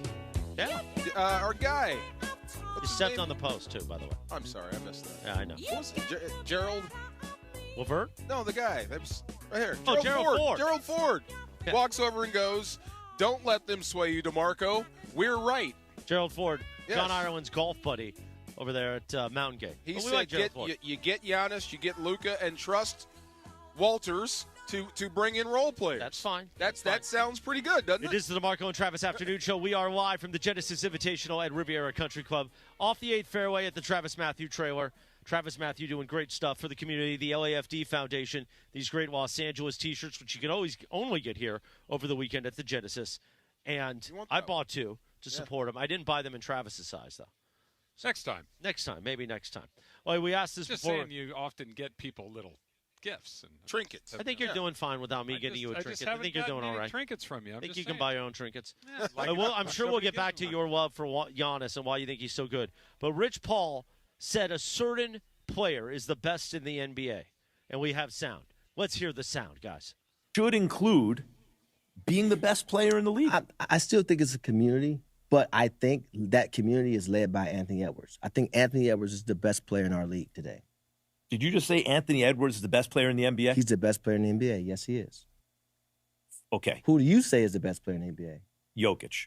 And I say Anthony Edwards. But I can say, I wish it is like I want to be convinced that it's Ant Edwards because when the best player in the league is a high-flying American player. By the way, this is not xenophobia. I'm talking about this is where we live, and this is what gets people excited usually.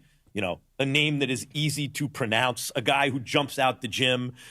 Of course, you need to win championships also in order to be that guy. Yeah. Why? It convinced me it's Ant Edwards. As far as the face of the league versus best player. Let's start with the best player. The face of the league, that you have to grow into that. That's something different.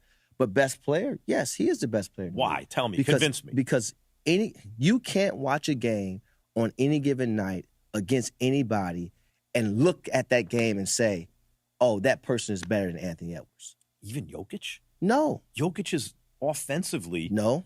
I love Jokic. No question about it. But no. If you say I'm taking Jokic, I'd say, okay, give me Anthony Edwards. That's Kellerman and Rich Paul's podcast. Wow. Interesting. He never really gave an answer as to why. Well, he just said Anthony Edwards. Yeah. I mean, I don't know if this is the definition of the best player or not, but if you were doing a draft and every player was a free agent, Anthony Edwards isn't the first pick. And you know what I mean? Is he top 5? Maybe. But I think he's top 5. Well, Wembanyama is going to go first for 100 different reasons. Okay. Jokic. SGA is going to go. Yeah. Okay. Luka's going to go. Yeah. Jokic is going to go. And then we're into the Edwards. So he's around 5, 6, 7, somewhere in there. You can make a case for Giannis. You can, no, you can't. Not top 5. No. I know, DeMarco, you want to take him one. We're not that crazy, but yeah. But he, just saying that you can think he is, but when Max was pushing him for the explanation, he just keeps saying, well, he is. Well, I don't think so. I mean, if you're telling me, I think it's Jokic. If you're telling me the guy that I want to have as the centerpiece of my team for the next 10 years, it's Wembanyama by 100 miles. It's not even close. That's true. Yeah. So yeah. I mean, is he the most entertaining on any given night? Perhaps. Seems like they were talking about two different things because he brought up Jokic and then he said American-born player. So maybe they were arguing two different points. No, I think what Max was saying is like he wanted it to be Ant because he is an American-born player, and because the NBA is an American league, because most of the fans are American fans, that they're going to just naturally be drawn to an American player. Maybe he's right, maybe he's not. I don't know. But then he said the other thing that got me was when you turn on the TV on any given night, and no matter who's playing, it's tough to say that guy is better than Ant Edwards.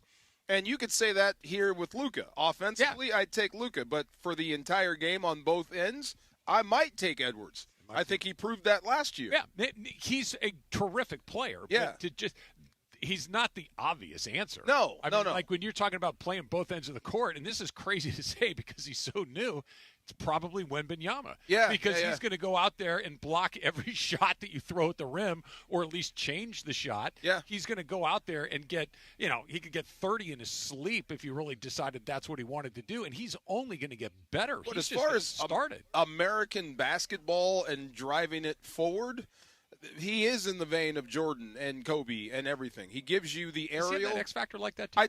I think he does. I actually think he's got when I watch him play. Yeah. He reminds me a lot of Jordan or Kobe. He's got that. As far as what we're used to seeing as being the best player in basketball, they usually look like that in the way he plays. And he's got that swagger. Yeah. He's got that attitude. Some may think too much swagger, too much attitude.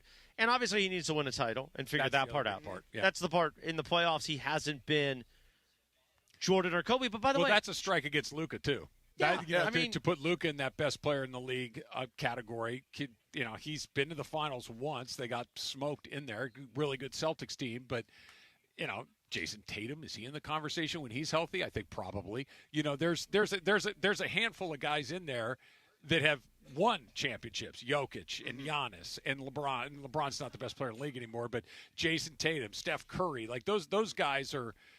I think maybe not better players than Anthony Edwards is, but I don't know if you can be the best player or the face of the league if you haven't won at the highest level. No, not yet. And it probably won't happen where he's at now.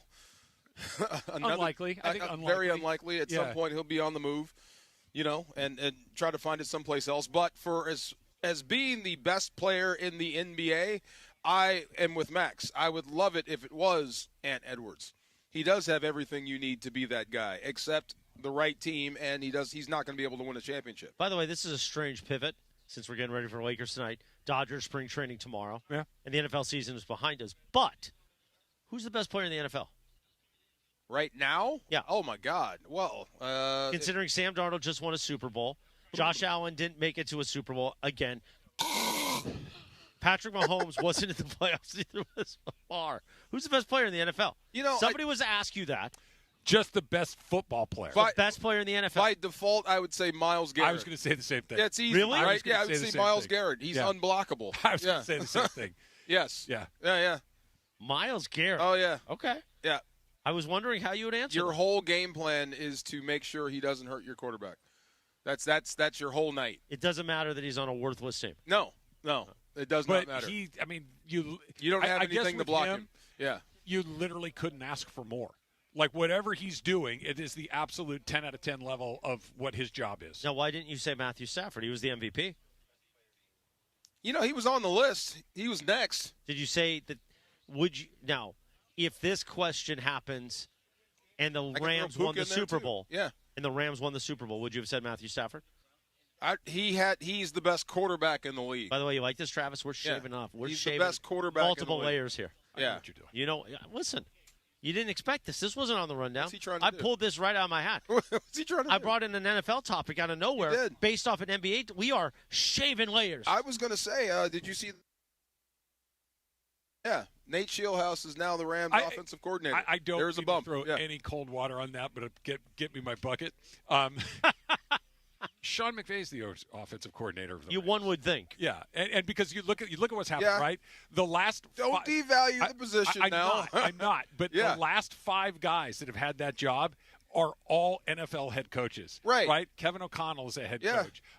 Both LaFleurs are head coaches. Liam Cohen is a head coach. That you look at these guys, and they've had varying degrees of success, some of them good, but Sean McVay just keeps churning this out. Like Sean McVay, I know he's the head coach and the play caller on it. I'm not devaluing the position. It's a big deal for Shieldhouse. That means you're up next. It's a very big deal for Shieldhouse. It's you're putting him on the on-deck circle you're to go on deck. Get yes, sir. A head coaching job. But it's like one of those – when it comes to the offense of the Rams, you can be the offensive coordinator, the quarterback coach, or anything. Sean McVay is engine behind that offense. The offense hadn't changed. It's still his stuff, but you got to have somebody that's going to run your team when you got to do other stuff, the head coaching stuff. So, and it's I think it's cool that it's him. He's getting the opportunity. Like you said, from here it's to head coach. Yeah. So your defense. But McVay's in Stafford. McVay's in Stafford's There's no new learning on defense, which is awesome. Well, Chris Shula's coming back. Chris Shula might need to do a few lesson plans before the season starts. Might help to get him a player or two that can cover somebody. That would help. Might help. And there's no new learning on offense, so you can hit the ground running again. So this is as long as you get this Stafford thing done, you can hit the ground rolling again and get it going again. I want to go back to something Chris said. Like, I want to change the question slightly. You're talking about the best player. We're going to keep shaving the topic. Who's the best? If you and I are on the same page on Myles Garrett, who's the best offensive player in the league? Then I would go Stafford. Okay. Then I would go Stafford. Yeah. He's the MVP. Yeah, but I mean that he won the award and he had a great season. Yeah. If again, we'll do the same thing. Every quarterback's up for grabs. You're not taking Mathew Stafford. No. For 1 year? Yeah, even 1 year. Everybody's healthy. I mean, I'd still take Josh Allen. I'd still take Patrick Mahomes. I'd take Stafford. Yeah, number one. I'd take Stafford number one. Okay. For a year just to win one championship, I would. We're going to pull that audio, and at Media Day next year for the Rams, remember I'm going to say Mathew. Oh, Mathew Stafford. Remember how last year I had you do that shout-out for Travis? Yeah. Here's what he said about you on February 20th. At Riviera. At Riviera. Yeah. He might be here. Might be. No, you wouldn't take Mathew Stafford for 1 year. No. If I could take anybody in the league, no. You would take Josh Allen, who chokes in the playoffs? I would. And feel comfortable. I take Stafford. Yeah. If it's 1 year? 1 year. Yeah. And he's healthy? I'm taking Stafford. I would take him in the top 5, but he would not be my first pick. Who'd be your first pick? Josh Allen. What about Giannis? You know, I wouldn't mind picking second. Yeah. Yeah, either way, you're going to be fine. Yeah, I'd take Josh Allen first. Yeah, if Mahomes were healthy, this is a different conversation. This is one of the things we talked about. Yeah. Josh Allen can do something that Matthew Stafford can't do. He can go make something happen with his feet. Yeah. He can go make something. Okay, that's not there. I'm going to put my head down. I'm going to run you over. Or I'm going to make you miss. Or I'm going to run around the corner. And Stafford just doesn't have that in his toolbox. He's just got the one thing that Josh Allen just can't get over the hump. What about Lamar? It's still out there. You know, Lamar's on the list. Lamar's also can't win. He's also on the list. He can't get through the playoffs. I'm good. Lamar's had the road tilted towards him. Yeah. Allen finally did this year, and he didn't get it done, so I think he's on the clock in that regard. But Allen's had the road tilted his way Jackson has had the road tilted his way a lot of times and has not punched his ticket.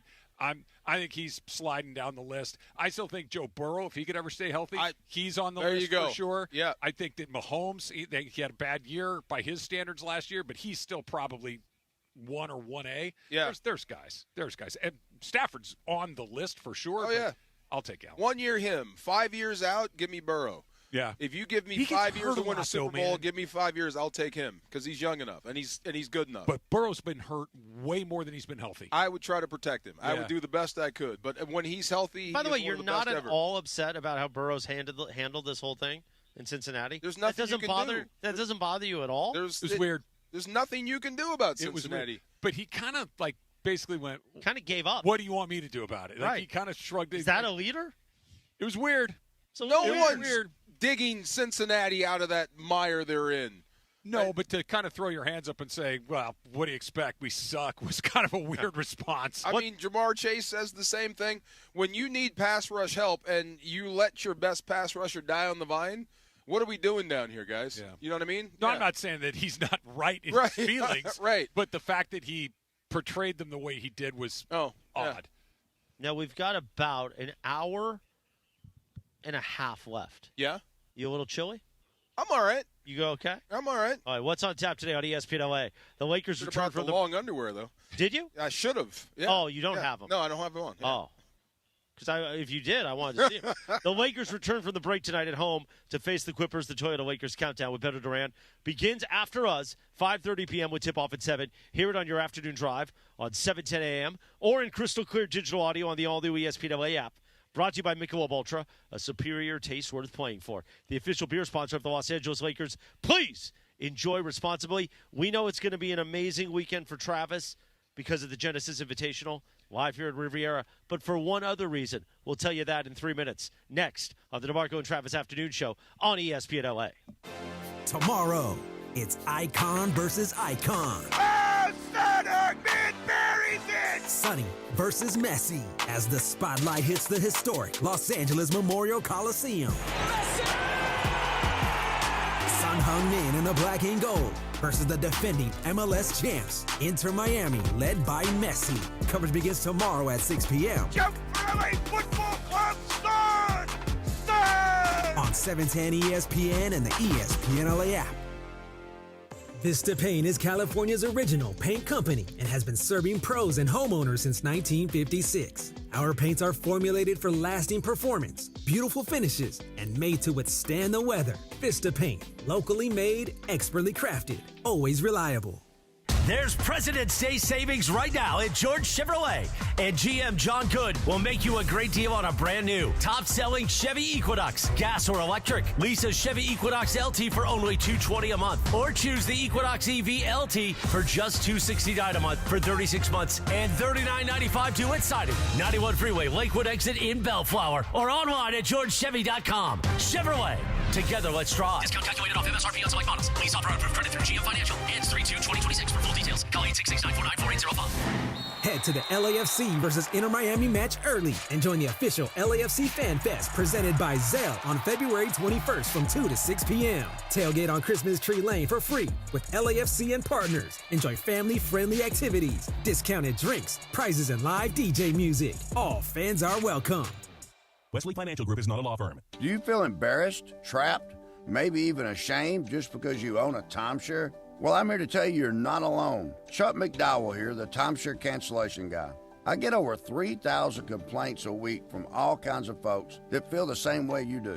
Honest people, teachers, veterans, grandparents, all losing sleep over a timeshare they can't get rid of. That's why 15 years ago, I founded Wesley Financial Group to help people take their lives back. Today, I run Wesley with my two sons, a real family business, treating every client and every employee like we would want our own family to be treated. That mindset has helped us cancel over 50,000 timeshares from people just like you. So if you're stuck in a timeshare, give us a call. Let our family help your family. Call Wesley now for your free timeshare exit kit. 800-311-4114. That's 800-311-4114. 800-311-4114.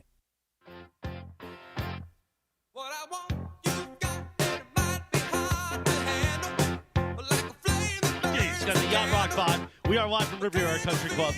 The Genesis Invitational all weekend long. Go to get your tickets, genesisinvitational.com. Spend an amazing weekend at one of the best venues in Southern California. Also happening this weekend, Trav. Yeah. You know what starts tomorrow? Yes.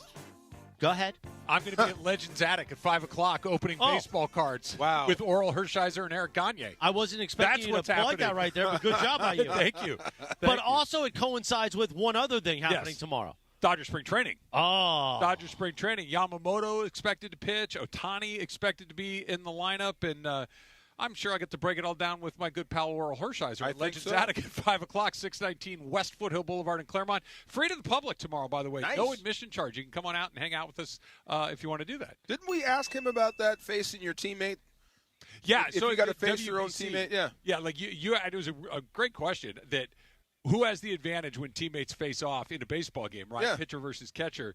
And he said, it's clearly the hitter because he knows I'm not going to bust him inside. Right. Look, as a former pitcher, and certainly not a professional pitcher like that, but one of your great weapons is I might hit you. Right. Right? And that's uncomfortable. Even if you don't throw real hard, a baseball coming at your face, even at something you got to worry about. Hour, yeah. I have to at least, in the back of my mind, anticipate that there's a scenario where I got to get the hell out of the way. Right. And if I know that that's for a major leaguer, they're not going to. They might miss by. I know I can just eliminate anything inside. I'm digging in. I am going to dig my in, God. and I'm just going to hunt stuff out there. But there he comes. I mean that's just the way that it goes. Yep. But it's really interesting because Yamamoto and Ohtani usually don't kind of start to ramp up in spring training until we're kind of well underway. But with the WBC only a couple of weeks away, those guys are going to be hitting the ground, I think, looking maybe not quite game ready, but close to it. That tournament starts in a couple Doesn't weeks. That make you a little bit nervous, though, with Yamamoto? Because he pitched a lot last year. Yamamoto in particular, yeah. But here's the flip side of that, though. And yes, it does make me nervous because he was the only guy in that rotation last year that didn't miss a turn. He pitched every fifth or sixth day all season long, and then he did what he did in the playoffs where he put the team on his back and was just became a legend. Yeah. However, he is so disciplined at what he does. Like we saw the javelin and all of those other things, the crazy yoga that he can do. He is as resilient of an athlete as I've ever seen as far as his body being able to bounce back and the training mechanisms. Like he's not this big muscle. He's strong as can be, but he's more pliable than most of these guys. So I'm freak of nature. Here's what if I had to guess, he's going to pitch in the WBC. I would expect him to pitch very, very well. He'll come back. He'll pitch for the Dodgers, and then something, air quotes, will keep him on the rack for a few weeks. Okay. Just kind of heal up and I got just catch your breath because it's 2 years in a row that they've pitched basically into October, deep in October. He's taken the lion's share of the innings, had to do a whole heck of a lot of things, and letting him catch his breath has to be a tough. So, like, almost inhuman what he's been able to do. Modern baseball, yeah. Because it leads me right to this Yunker thing that he's been maybe promoting. this is the secret sauce. So he said Yamamoto's been is represented here at Riviera. Yunker. Right. Yunker. Now, here's the thing. Oh, you hold that one. I'll hold this one. Hey, guys, I got good news. Yeah. It's natural flavored. Natural flavored. Don't ask me what that means, but it says natural promotes general flavored. well-being. Yes. A CoQ10. Oh, CoQ10 is how you say that. CoQ10, Yeah, okay. CoQ10 supplement. Chris, do you want to know what type it is? What type is it? It's a jelly type. Jelly type. So yeah, it says so right on the package. So you're supposed to open this and just take it down your mouth? And just, yes. Yunker. Pump it in. There you go. There's a little thing at the bottom here that says this statement has not been evaluated by the Food and Drug Administration. This product is by the not way, if you intended want to some of diagnose, this also, cure, or prevent they are any handing disease. it out right here, just a little, probably about a football field up from us. Here, you should take a shot of Yunker, Chris. See how it goes. I don't know how the Yunker is going to interact with all the medication I'm already on. It's probably will be on hey, for the rest of my life. It's natural flavor. Yeah. Yeah, you know, it's funny. What does that mean? For all the commercials you see on television for CoQ10 and Beats for heart health, you know what all my cardiologists have never mentioned? You know what you need more of? CoQ10 or Beats, and that'll fix everything. Yunker. I will tell you this. When I'm going to have a Yunker, I do prefer natural flavor. Okay, natural flavor Yunker. Do you think it's – can I just open this and maybe just see what it looks like? Go for it. It's jelly. It says so. Jelly type. It's got aminos. It's got royal jelly. It's got everything. In your hand? Well, I'm not going to put it in my mouth. Well, that's the whole point. Okay, there you go. Oh, it's not coming out. It's not coming out. Oh, my – oh, no, here it is. There it is. Okay. Oh, that's not really that's jelly. That's not so bad. That's fluid. Give it a shot. No. It's natural flavored. It's natural flavor. No. Tell us what natural flavor is. There you go. It smells very medicine-y. Natural. Smells natural. I don't know. That's what natural. It's jelly Nature. type. Natural flavor. Jelly type. Come out and get some Yunker. Some Yunker. That's here at the Genesis Invitational. You know what I'd like to do? I'd like to have my being be well, and this promotes general well-being. That's true. I'm hoping there's some lost in translation in this stuff. There might be. Yeah. All right. Well, you know what's next? As we What? continue here from Riviera Country Club. Chris. Actually, it was starting to get kind of windy and cold, and now it feels like it's stopped for a The moment. wind stopped blowing. Yeah, so that's good for you, DeMarco. There's royal Not so bad. jelly aqueous alcohol extract. There you go. I don't know what any of those things. I mean, I know alcohol extract, but I don't know about that other thing. Royal jelly aqueous? I've never had that. It's natural flavored. Doesn't he play center for the Red Wings? Wow, the Red Wings, that's quite a pull. Yunker. All right, coming up next, in about 4 minutes from right now or so, we're going to do Race to the Crown with Travis. Let's go. That's all ahead. The DeMarco with Travis Afternoon Show, Friday edition, live from the Genesis Invitational at Riviera Country Club right here on ESPN LA. You never know what you're going to get when you wake up with Sedano and Cap. How did the post-game with Wemby go? Because, of course, I've offered many times to put you on my shoulders, to put you on a chair. You've said no. He doesn't like that. Well, he shook my hand afterwards. Really? He's a very prim and proper young man. Did his middle finger touch your armpit when he shook your hand? I mean, it felt like that, yeah. He engulfed my hand, that's for sure. Just give you a little tickle on the pit, you know what I'm saying? It's the morning show with Sedano and Cap. Weekdays starting at 7 a.m. on ESPN LA.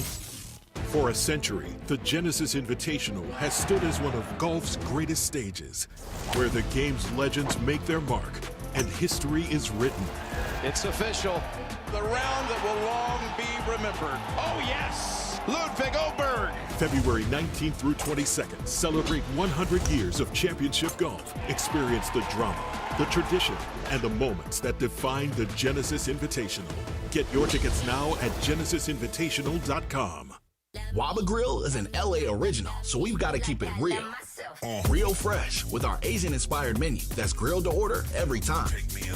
Real quality with our marinated proteins like hormone-free chicken, ribeye steak, wild-caught salmon, and shrimp. Head to Waba Grill for $5 happy hour, weekdays after 3 p.m. and try our new Chili Crisp dumplings, paired with a premium or beverage drink, like our delicious Thai tea, both for only $5. Only at Waba Grill. It's for you. Billy, your gas light's on. We need to stop and fill up. No way, Jen. Gas around here is too expensive. We can make it a little further. Billy, listen to your big sister. You don't need to drive all over searching for the lowest gas prices. Do what I do and use Upside. Upside? Do you live under a rock, Billy? Upside is the hottest cash back app out there. It's free to download, and you get real cash back for every gallon of gas you buy. Top users make between $200 to $300 per month. You can make that kind of cash back just for buying the gas you have to buy anyway? Yes, I'm looking at the Upside app now, and there's a gas station at the next exit offering 25 cents per gallon cash back. Okay, I'm stopping to download Upside and fill up my tank. Download the free Upside app now to earn cash back every time you buy gas. Use promo code GOOD25 to get an extra 25 cents per gallon on your first tank. You can cash out anytime right to your bank, to PayPal, or a gift card for Amazon and other brands. Just download the free Upside app and use promo code GOOD25 for a 25 cents per gallon bonus on your first tank. That's code GOOD25 for a 25 cents per gallon bonus. The home of USC football, and now the home of The Rich Eisen Show. Weekdays 9 a.m. to noon, KSPN Los Angeles, a Good Karma Brands radio station. It's time for Race to the Crown right now on the DeMarco and Travis Afternoon Show. Race to the Crown is driven by Rotolo Chevrolet, California's #1 Chevy dealer 13 straight years. Huge inventory, outstanding service. Rotolo takes pride in doing it right. Rotolo Chevrolet, #1 for a reason. Time for Race to the Crown right now. All right, it is Friday, and you know what we do at this time on a Friday. We do a little Race to the Crown where we'll pick our favorite things on a certain topic, and here's what we're doing today. It has been wet. It has been cold. It has been rainy in L.A. for the last week or so. So Laura had the brilliant idea of our favorite things to do during a rainy day here in Los Angeles. Wow. And Mr. Farr, you have the first Oh, one. my We know God. what DeMarco's going with. We have to keep it, PG, right? You don't have to. I mean, just to make sure, right? Maybe for your wife, it would be cooking you dinner. Oh, my God. Well, I was going to say, definitely eat. Yeah, cook, eat, same thing, right? Can I go with both? I'll go with cook. Cook. Yeah, cooking on a rainy day is my favorite thing. Do you cook a warm dish, or is it just going to be anything? Like a stew, a soup, something that, combats the cold. I made a nice chili the other day. Turkey You or made the beef? chili? Beef chili. Yeah. Yeah. Now, do you Beef chili. use a ground meat, or do you like more like of a chunk sirloin, like of a stew? I like the ground meat. I like Okay. the ground meat. Okay. Easier. Yeah. I like that. I like them Red both. kidney beans. There you go. Oh, see, you know what I like in my Black chili? beans? Black beans and pinto beans. There you go. See? Yeah. See, now in Texas, they'll run you out of town for putting beans in your chili. Really? That is true, yeah. Oh. Yeah. That's why they call it chili beans. It's a whole other category. It's a whole nother deal. Okay. All right. Yeah. All right, so we got Laura. You're up next. All right. I want to do this more. I can't because I work a lot, but sleep. I want to sleep. Damn it. When it That was going to be my rains, first draft pick. I want to sleep. That's easy peasy. It's usually a little cold. That white noise of the rain is very peaceful. Do you go? Okay, so here's the question, Laura. Do you go to bed and go to sleep, or do you like to fall asleep on the couch, under a blanket, side of sleep? A couch and the blanket. Couch. That's the go-to It's move. like cheating sleep. Yeah. It's like extra sleep along the way. Morales. So I would used to say it would be smoke a cigar in my backyard under the patio watching the rain, but I can't do that anymore. So recently, when it's been rainy, movies and stuff, that's all very basic. Watching a movie, chilling on the couch, sleeping. I like the sleeping idea, but I would go with clean. I've been cleaning a lot. I take advantage of opening up all the windows, letting the air through the house, and cleaning. That's a good one. Cleaning. Yeah. That's a great one. You took one. And I put on the special outfit to Marco for that, too. Special outfit? Yeah, with the gloves and everything. Like the rubber gloves? You're a rubber glove sort of guy? If you want to. You have to be a rubber glove person. Yeah. You got to get. I mean, it depends on what we're cleaning. I'm picturing latex over here. All right, DeAndre, you're up. I'm going to just keep it simple. In my generation, we love to play video games in the rain, so give me that one right there. Yeah. There you go. That's a good one. But he'll do the other thing, too, in the rain. What? The thing Clean? you were talking Cook? about, yeah. Clean cook? There you go. No, the other thing you were talking about. All right, I get two. This is not cleaning, but it's kind of in the cleaning category. Get organized. Organization. Like all of the stuff that you keep. Do you have the pile at your house where you get the mail, like, oh, it's a bill I got to pay, you throw it over here, and then next thing you know, it's been 3 weeks, and it's just all kind of stacked up in the corner, and all your correspondence and all your emails and all that kind of stuff. We're going to check that box. We're going to get rid of all of that, so I'm going to get organized in that one. And this may just be because this is what we did with our kids when it was a rainy day. Because, again, you don't get a lot of rainy days in L.A., right? So True. you don't have a lot of them. So when they come around, you're looking for things to do. And this is something we always did. I always enjoy it. Still enjoy it. Bowling. Bowling in the rain. Bowling. To go bowling. Because here's what do you do when you go bowling, DeMarco?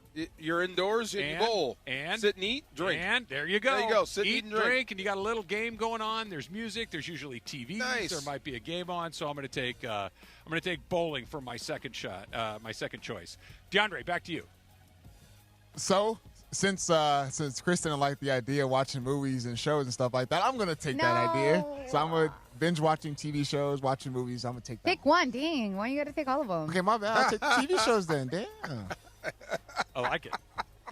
I can't. How many shows in a row can you do before you're like, all right, I gotta move? Depends on the show. I could go all day. You could all watch day. 6 in a row. Oh yeah. Oh, that's easy. Yeah. I'm like three is the outer limit. Oh yeah. It's usually Episodes? 2.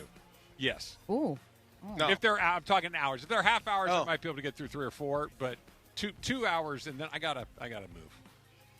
Who's next? Chris. Morales. So are we really not going to say it? Go ahead. Getting down. Get down.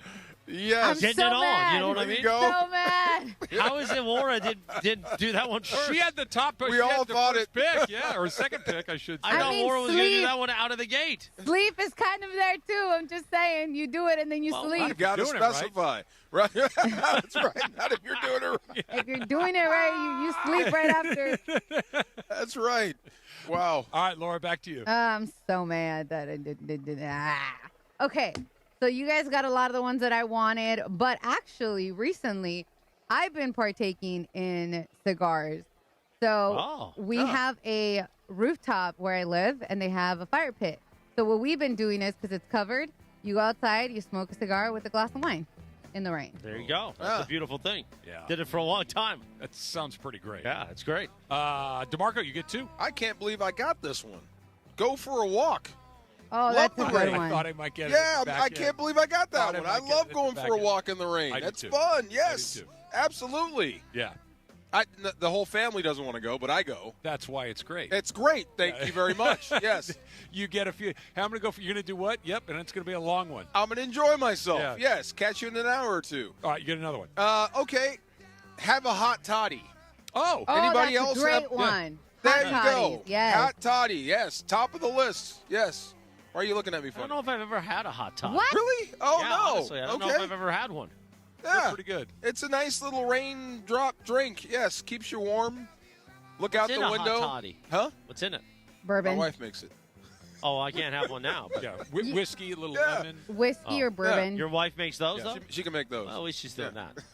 All right, Laura, back to you. Okay, so I don't know if this counts, and if it does, then I'll do another one. I absolutely hate doing laundry any other time except when it rains. I don't mind Okay. it. That's nice. So I love doing the laundry. oh, You really? hate doing laundry, but when it rains, you can't do He anything. handed you a T-shirt and you folded it. Yeah. Laura, he folded the shirt right in front of us. No. Yes. I absolutely Like to be organized. So do I, Trav. But the only time I will do laundry and I'm okay not complaining and smacking my lip is when it's raining. Ah. Because All it keeps me right, moving. Sorry, Laura. Morales, back to you. I feel like there's not a lot out there anymore. You can go to a movie. I guess. Yeah, but I don't like to go to a lot of movies. It's raining outside. Yeah, it's raining outside. Now I got to drive to the movie.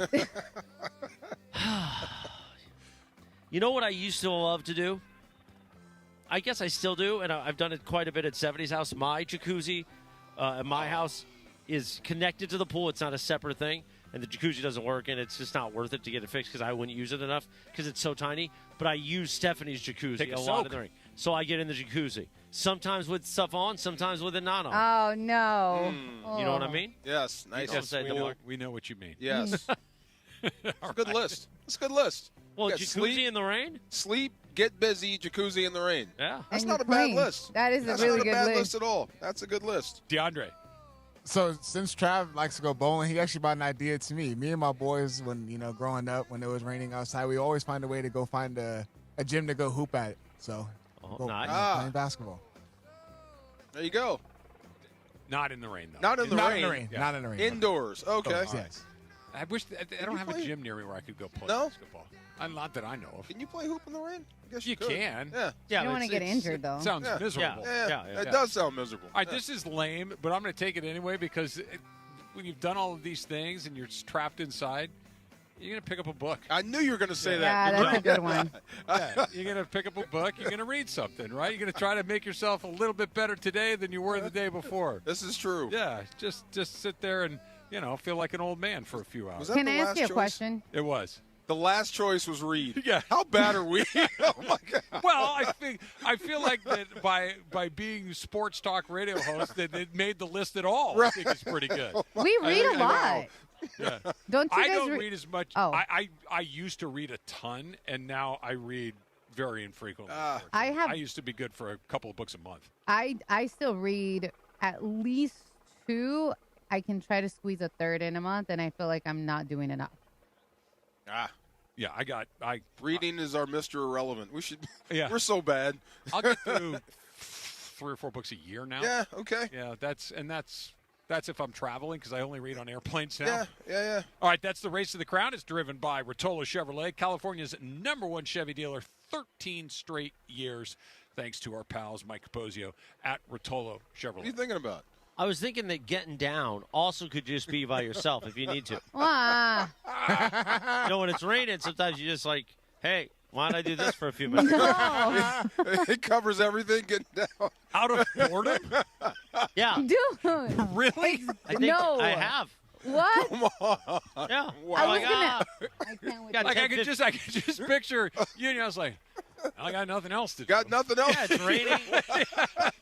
I don't feel like going to sleep. But I'm kind of just chilling. Yeah, I'm not tired. Right. I don't really want to work hard to read, so Bored. yeah. Right. You know what nobody picked? What? Just staring at your phone. Oh. That's true. Hey, we did good there. Scrolling? Yeah. That's good. Have I mean, you I guys guess- danced in the rain? Like outside I'm in sure the I rain? have, like yeah. just dance. Like the end of Carlito's Way? Yeah, like dancing in the rain. Like have you guys Yes. done that? Yes. Only I've one not. person. I have not. Yeah. Oh, it's actually You never pretty danced fun. in the rain? I don't think I've danced anywhere outside of a wedding. I think that's the only places I've ever danced in my life. And I need a lot of proper Libation? on There you ramp to Okay. get me dancing. Yeah, It wasn't on purpose. It just happened. It was at a wedding. It was in Seattle. And it was just wet, and we just stayed there for a minute. Really? Yeah, we just danced for a little bit. It You liked Seattle, didn't you? was fun. Yeah. It was fun. It was cool. Yeah. It was cool. Would you ever live there? Maybe. Yeah. Yeah, it's really wet. It rained for like 2 days here because it ain't worse than that. And then it goes away. This is perfect. Yeah, just imagine that for 300 days a year. Yeah, it's always cloudy. It's kind of like depressing to be in that Could weather be. constantly. Could be. Yeah. I like this. Yeah, me too. I like Riviera. I like nice looking at these absurd houses overlooking the 8th fairway here. Yeah. Those are big homes for me. You should get one of those and invite me over. I like that house right there. Yeah. Isn't that your Pretty house, nice. Chris, right there? It is not. That's overlooking? No. Yeah, but I could golf in this weather. I really could. Well, first, I you'd have to never learn how to golf. Well, I mean, I would like to learn to play golf if it was like this. Like I said, I put golf together with like sweltering heat. I don't understand, but you live in Southern California, so it's like this quite often. Yes, the sweltering heat happens at the summer. but Right. At the end That's of the usually day, when the tournaments are. Yeah, but at the end of the day, at any golf course in Southern California, it feels like this. Obviously, certain parts are warmer than others, Yeah, but yeah. where you live already? This feels normal. This feels like Bay Area weather. You know what I mean? This feels like something I grew up in. Like this all day. When am I playing with Mario? I'm not doing that. Not again. Mario Ruiz, No, but I your really wanna play. brother. No, I know you do. I'm not happy. That's Mario Farr. Give me his number. I'll text him and we'll set something up. I'll let you guys set it up. Right. I told him I'm not facilitating again. We had this. I even got Chris involved, and then the last minute, I'll tell you what. I got a little owie. Don't you see? You never paid me that money you owe me.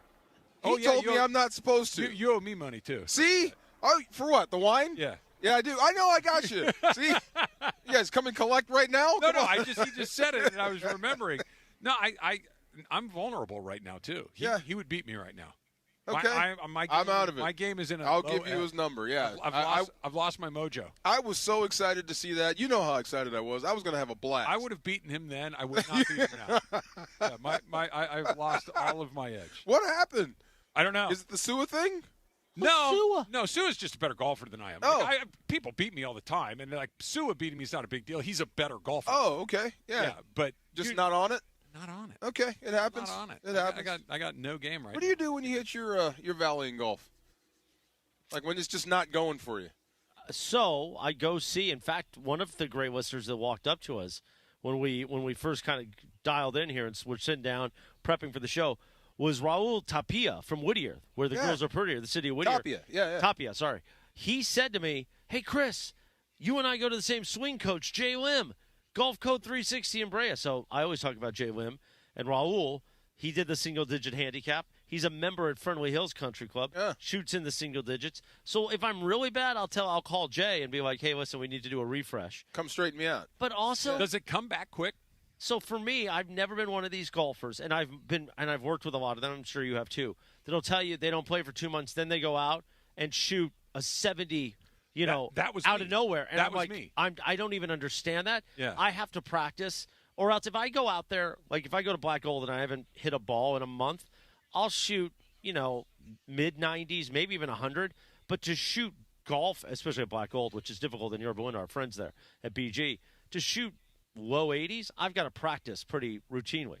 Okay. And keep it at least once or twice a week, and I just don't really always have the time for that. But these people that can go out and shoot par out of nowhere, it's amazing.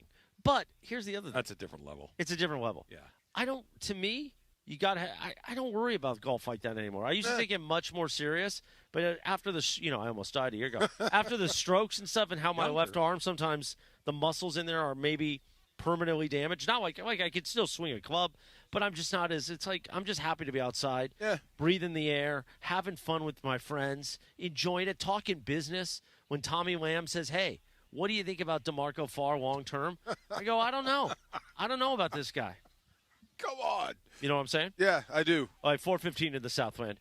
It is the Marco and Travis afternoon show, live from Genesis Invitational. Over there. You want more pizza? We'll get you more pizza. There's a slice over there. I'm okay. Angelino's wood-fired pizza right next to us. We can get some more. All right, coming up, the MVP race conversation is here. I don't know who we think should be the MVP, but we're going to talk about it. All right. Don't even. I saw the question in your mind. We'll do it next in 3 minutes, right here on ESPN LA. All gas, all Lakers. Tonight in downtown LA, it's the battle for the city as the Lakers host the Clippers at Crypto.com Arena in a rivalry that never disappoints. And it's stolen by Kennard. Here come the Lakers on a fast break. LeBron down the middle, slam dunk. Lakers versus Clippers from downtown LA. Coverage begins tonight at 5:30 p.m. The Lake Show lives here. 710 ESPN and the ESPN LA app. Get ready, SoCal. Hard Rock Casino Tejon is giving away a kilo of gold in February. Unity by Hard Rock members can earn entries all February long for the $500,000 kilo of gold giveaway just by using their card. Join us every Thursday in February for your chance to win big. Details at casino.hardrock.com/Tejon. Hard Rock Casino Tejon.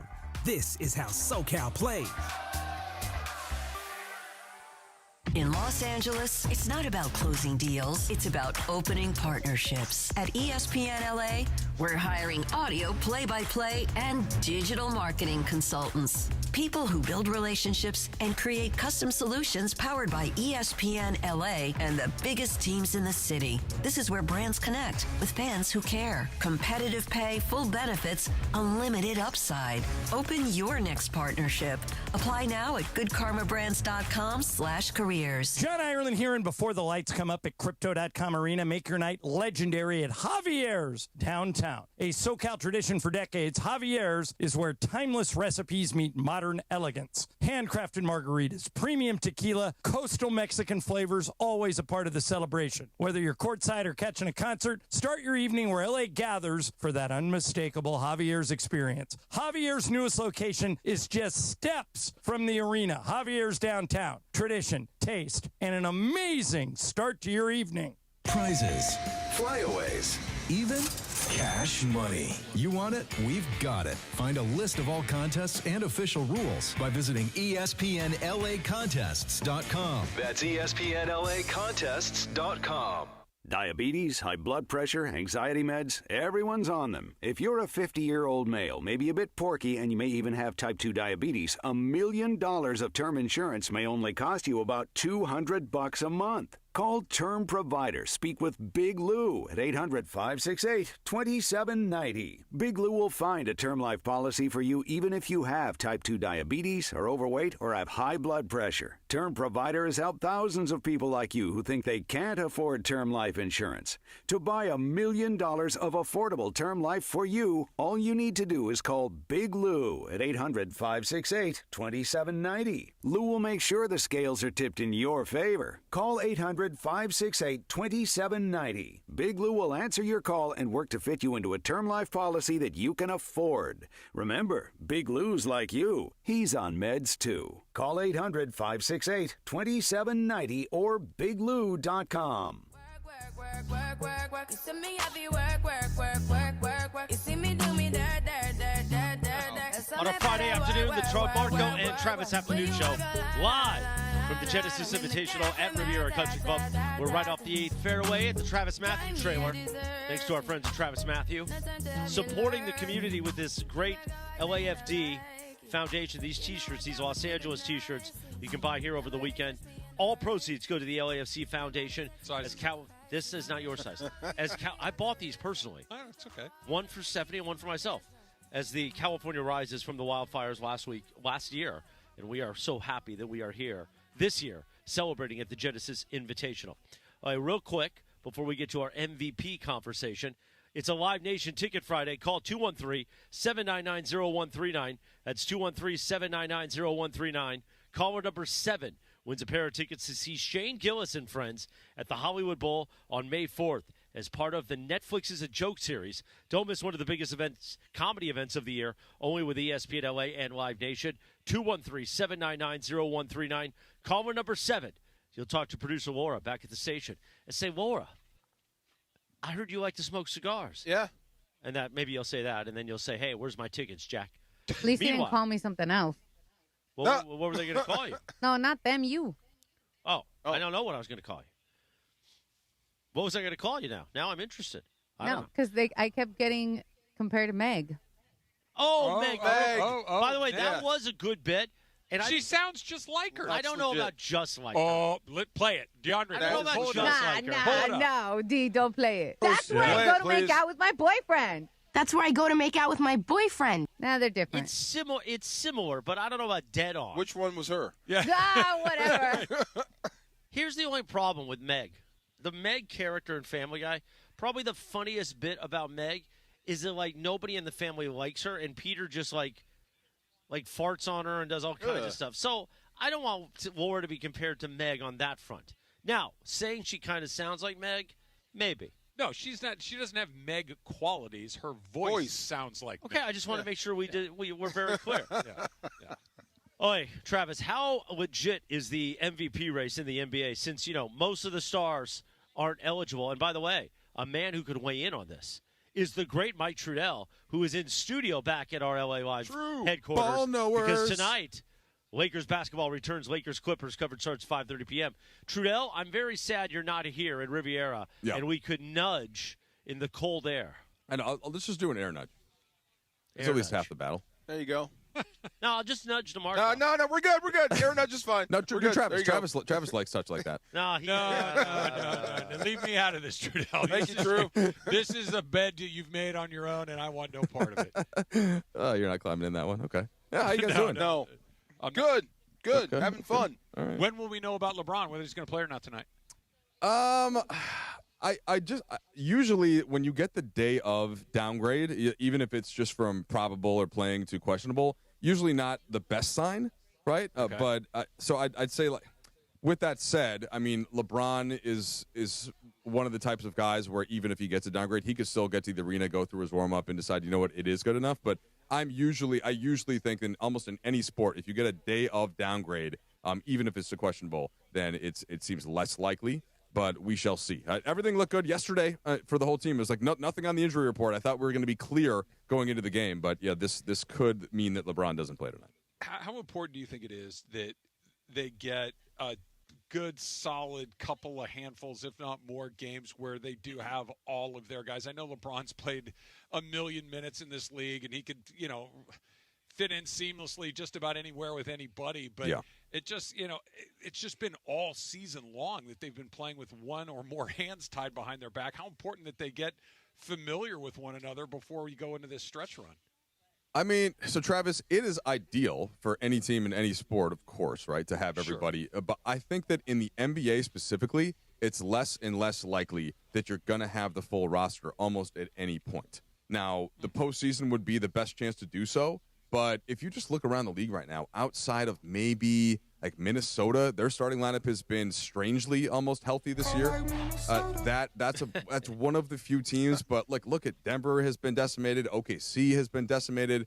The Spurs have been pretty healthy, but they are also very young, which sort of helps towards that end. So to me, it's more of like as you look forward, can you build more roster depth so that you can take this on?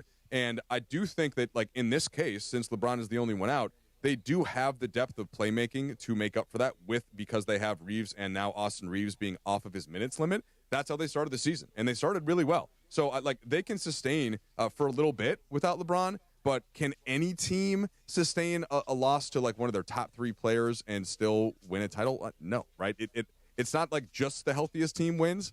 But I just think it's less likely that you're going to have these extended stretches given how the injuries have increased in the NBA of late. True. I wonder how Luka closes the show. It's a 28-game sprint, like you said, to the playoffs.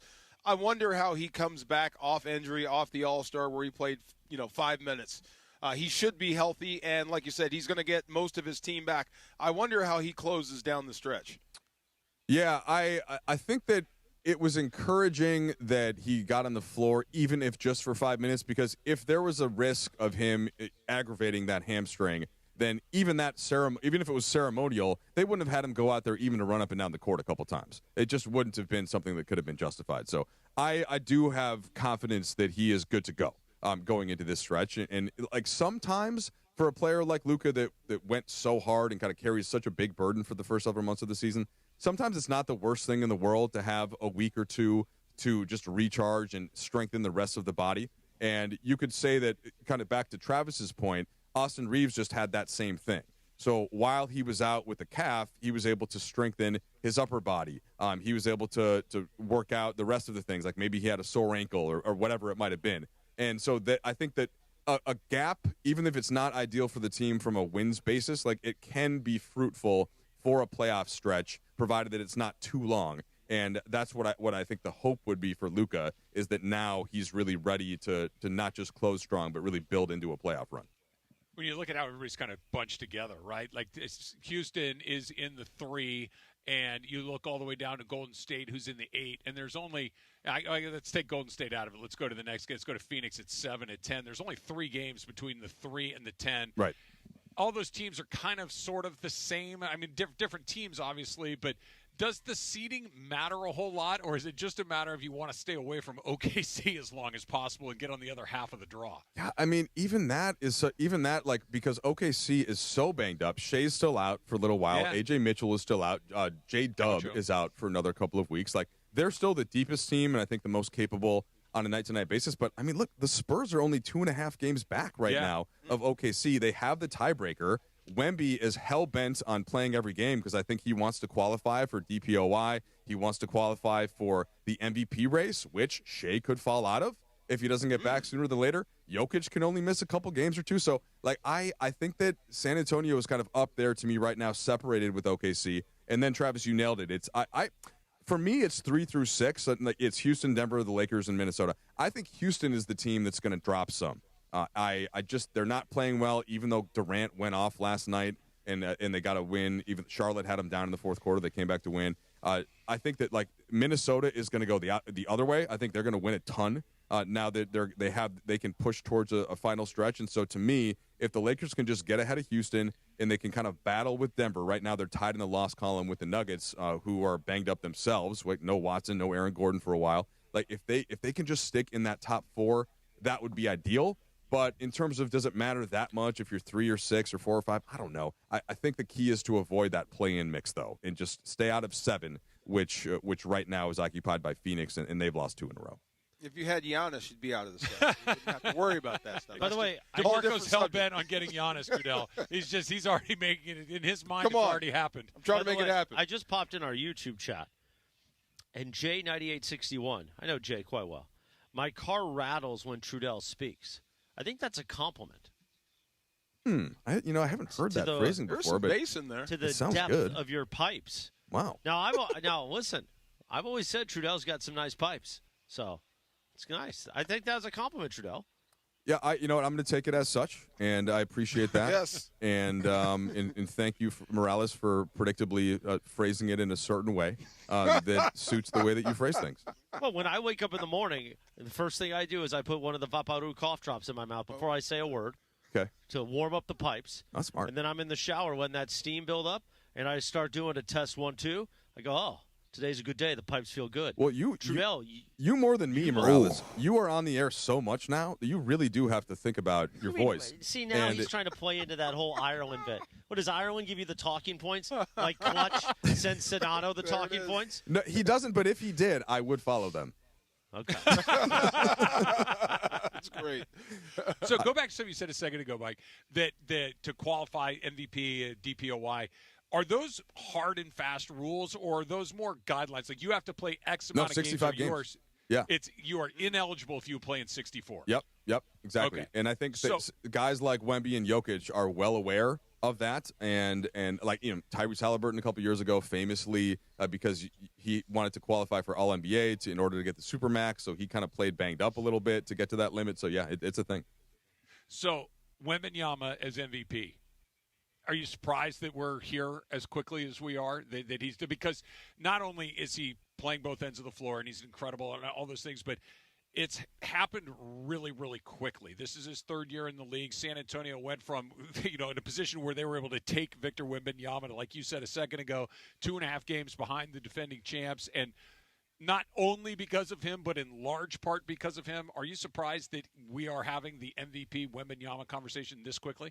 No, and I think he's a very firm 3, and the only person that I think could pop into that 3 spot behind Jokic and Shea would be Anthony Edwards, and that's if Minnesota makes the run that I'm kind of expecting them to make here. And the All-Star game was a nice preview for this because it was basically Wemby and Ant. Like those were the 2 guys at the end of the day who were just unstoppable. And I had I was the beneficiary of being able to see Wemby in person several times, Travis, before the season. And so last year, early in the year, when Wemby was playing before he got shut down with that the blood clot issue, San Antonio was in this weird mode where like they were sort of soft tanking in that they wanted one more lottery pick. Wemby was still young and he was a little bit banged up, but they ramped it up a couple of times, and this tends to happen against the Lakers. And so I just was there and watched him. I watched him play his A game while the rest of the Spurs came along, and they were a lot better than their final record last year. And then they added Harper, and it was predictable that the Spurs were going to make a jump and that Wemby was going to make a jump. Then we saw what he did in the Olympics. Like he is so damn good. Already the best player in the league defensively, and his offense has come around where he can space for you or he can post. So yes, all of the Wemby stock. He's All NBA first team lock for me for the next 15 years. and he'll be in the MVP conversation. The only thing that could set him aside would be injury. But he's trained his whole life to try to avoid injuries, and we'll see how he does with that. And Giannis will stop him. He's good too. Yeah, Trudell, have you been hearing just the absolute love affair DeMarco has with Giannis? He thinks Giannis will solve all. I mean, I think that every team in the NBA, right, there's a certain number of guys, and I'd say maybe there are 6. Luka Doncic is certainly one of them, where, of course, everybody would want that guy, and that guy is the number one on a roster. And so, obviously, Giannis qualifies. The other guys that I just mentioned, Ant, Wemby, Jokic, Shea, and that might be the end of the list. Now, on any given night, LeBron can still certainly do that, and just Jason Tatum when healthy, and that's probably where the conversation ends. So, okay. Oh, did you guys just cut out? Do you need a second one of those guys? It's like, is that the operating principle to put 2 of those guys together if you can, or have one of those 5 or 6 guys that you mentioned and then surround them with all of the complementary pieces that you can, as opposed to one other of those guys and then maybe, I don't know what you're going to do after that. Yeah, I think the model that we've seen, so just look at the title teams from the last 10 years even. The Lakers, of course, being one of them. The Bucks won, the Celtics, the Warriors, right? All the Nuggets, all these teams, different models have worked, Travis. So, like, I think there was this time where, especially after LeBron went to Miami, where we thought, okay, you got to have 3 guys. And then that was the prevailing thought. Then the Warriors add KD, right? But then after that, we've seen some one-star teams with a secondary guy who isn't even necessarily an all-star. Like, this would be Giannis. Like Denver. Denver with Jokic, and then Murray, who's an all-star, but wasn't actually an all-star because he was banged up early in the season, whatever. Or Milwaukee, where it was Giannis, and then you had both Drew Holiday and Chris Middleton, and then Brook Lopez. And you just were really solid with vets behind it. That can work. You had the LeBron AD model with a bunch of big, strong, athletic guys. So all of these things are in play. What I think is the most underrated part of title teams, though, and the thing that gets lost the most when we watch teams play in the regular season, is that all of those teams, at the end of the day, really do defend and are big and physical.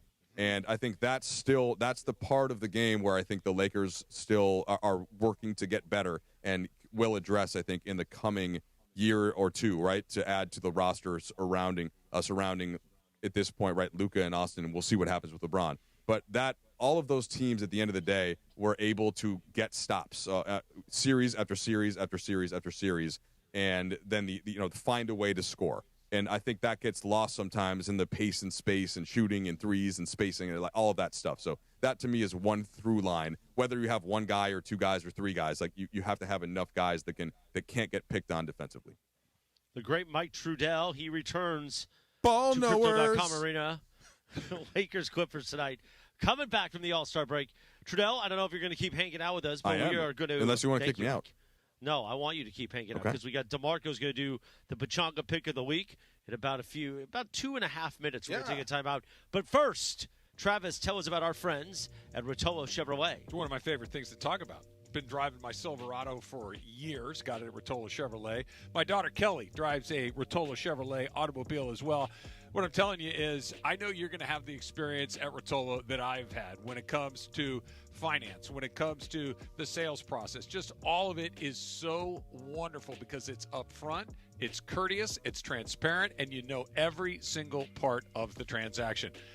You've probably bought a car somewhere else, right? Can you say that? Did you have that experience? My guess is you probably didn't. But at Rotolo Chevrolet, that's exactly what you're going to get. So if you're thinking Silverado, if you're thinking Chevy car or truck, Rotolo Chevrolet is the place to be. It's right off the 210 freeway, Sierra Avenue exit. You can't miss it. It's right there. It's the sea of Silverados. Every make, model, and color that you can think of, they've got it at Rotolo Chevrolet. And if you're saying, Trap, that sounds great. I want to get my truck at Rotolo Chevrolet, but man, Fontana is not in my neck of the woods. Problem? No problem at all. RotoloChevy.com. ROTOLO. RotoloChevy.com. And whether you're going in Fontana or whether you're going online, make sure the good people at Rotolo Chevrolet know that Travis sent you in. Don't miss the countdown to kickoff. Presented by BMO, official bank of LAFC. Tomorrow at 5:30 p.m., it's the debut of Countdown to Kickoff, presented by BMO. Let's go. Who's ready for LAFC's season opener versus Messi and Inter Miami at the Coliseum? I sit down with LAFC defender Ryan Hollingshead. Plus, Angel City FC is right around the corner. It all starts tomorrow at 5:30 p.m., leading you straight into LAFC pregame. BMO presents Countdown to Kickoff, hosted by Mario Ruiz on ESPN LA.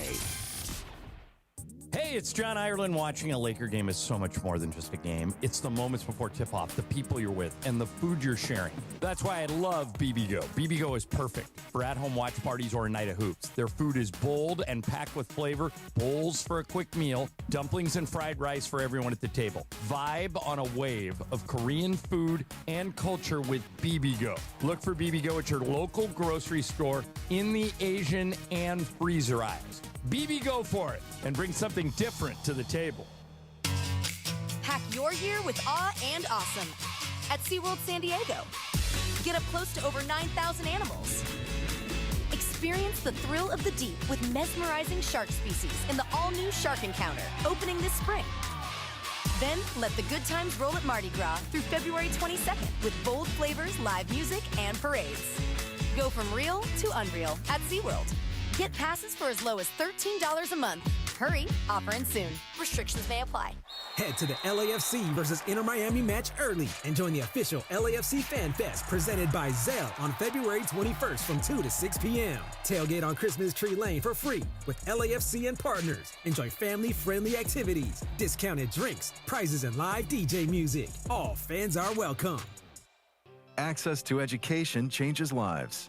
That's why National University provides flexible online and hybrid programs from associate to doctorate degrees. Since 1971, NU was built to serve non-traditional working and military learners nationwide. NU understands the demands of work, family, and service. Each year, more than 130,000 learners trust National University to move forward. Visit nu.edu to learn more. My name is Whitney Allen, and I'm a widow. My husband, Ryan, died. We never thought we'd ever have to use life insurance, but the unexpected happened. With Ethos, signing up was fast and 100% online. You can get a quote in seconds, apply in minutes, and get same-day coverage. No medical exams, and you can get up to $3 million worth of coverage. I'm grateful we were prepared. Get your free quote at ethos.com/game. That's ethos.com/game. Paid spokesperson. Time spent on application may vary. Online health questions required.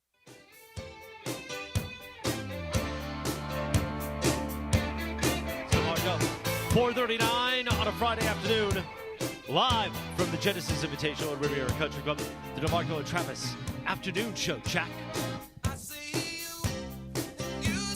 We get ready for more Mike Trudell as we count down to Lakers Clippers tonight at Crypto.com Arena. Coverage begins at 5:30 p.m. with Beto Duran. Toyota Lakers countdown to tip-off. I believe it is time for the Pachanga Pick of the Week. It is. Is True still in there? Yes, sir. True. What do you make of Kawhi Leonard and the way he's been playing as of late? They've made trades. I guess they've kind of gutted the team, but he has been on a tear lately. What do you make of him playing so well? So when Kawhi's healthy, there's no doubt that he's still one of the top players in the NBA. The issue is that he hasn't been able to sustain health through a full regular season into a postseason. And the trades that they made, so James Harden goes out, right? He goes to Cleveland, and Zubac goes to Indiana. Now, they did get one really good player back from Indiana, Benedict Mathew, and he had 38 last night off the bench in their win over Denver. So, but I'd say by net, they got worse because Darius Garland is hurt and can't play right now. But they made the trades essentially for the future to get some draft capital, which they were still basically out of moving forward. Now, Kawhi, right now, tonight, Kawhi is a monster. If you want to get into a larger Kawhi discussion, which I'm guessing we don't need to do in this space, so I'll keep this to 10 seconds. I think that he kind of plays a solo game, right? So Kawhi, if Kawhi can just go out there and cook, he's awesome. But in terms of really getting his teammates to go and connecting a group as a team, like some of those guys that we talked about in the last segment do, I think that's where he's fallen a little bit short at these stages. But as as an assassin on both sides of the court, he's awesome. How much does it matter? Just to kind of going back to what you said about how, getting his teammates involved and whatnot, because he clearly is one of the best players in the league, but because he is, for lack of a better description, an unusual personality, that it doesn't seem like he wants to really grab the leadership mantle by the neck and kind of drag his team. Does that factor into this? Like when kind of running back the tape to the beginning of all of this, like kind of building around a guy, not that he's not a great player, that's assured, but never really seemed to kind of want to do that kind of stuff. Was it a mistake? I don't know that I would call it a mistake, but I do think that's the difference between the tiers. Like that's the difference between Jordan, Kobe, LeBron, like the top Steph, like the top guys. And even, by the way, Kevin Durant is closer to the Kawhi thing than he is to Steph Curry. Like if you're the guy to lead a team, you have to have that. I've never seen a team, and like you can't really argue that Kawhi did that in Toronto because he joined a fully made team that was really good. And I hate when people do this in other sports, but like, Clay and Durant both had season-ending injuries in the finals. Otherwise, Golden State was going to win there. And that team was like 22-4 on the nights that Kawhi didn't play that year because he was load managing. So like he was a great final kind of final hammer, but he wasn't the leader of that team, And he didn't. And we've seen he hasn't been able to sort of lead the Clippers as an organization. And I just think it's not like a criticism necessarily. It's just the difference between All-NBA second team, and All-NBA first team legendary guy that can lead a team to a title for me. Well, I'm taking the Lakers are favored, and I'm going to take them as my Pechanga pick of the week. Pechanga Resort Casino is giving away a brand new Ferrari in February. You can use your rewards card to earn entries all month long. Visit Pechanga.com for complete details. I don't think you can stop Kawhi from scoring, but I guess you can make it tough on him. You know what I mean? Talking about the Lakers specifically? The Lakers specifically. Just make him uncomfortable. He cannot have a good shooting night Lakers and score points. Stop a lot of people from scoring. I mean, that's just kind of where they are in the whole thing. Right? Yeah. I mean, that's just that is.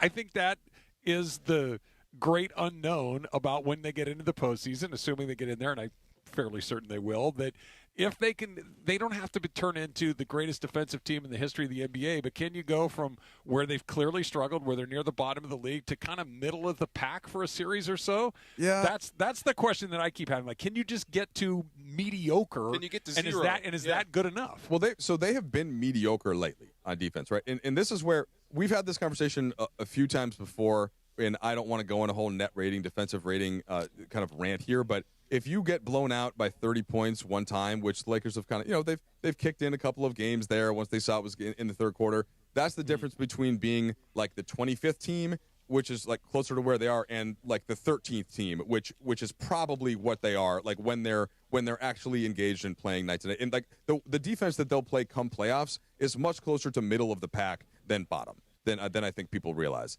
And it's been trending up. I think Redick's done a great job of interjecting some different zone defense looks and not just sticking with it, but then going to man-to-man, going to trapping, going to switching. So they're getting more comfortable with these change-up pitches on defense. And so they've gotten better. They're not going to be great. They're not going to be a top 5 or even top 10 defense. But if they can be, okay, which they've been for the most part other than a few games, and then the offense is much closer to the top, that's their formula.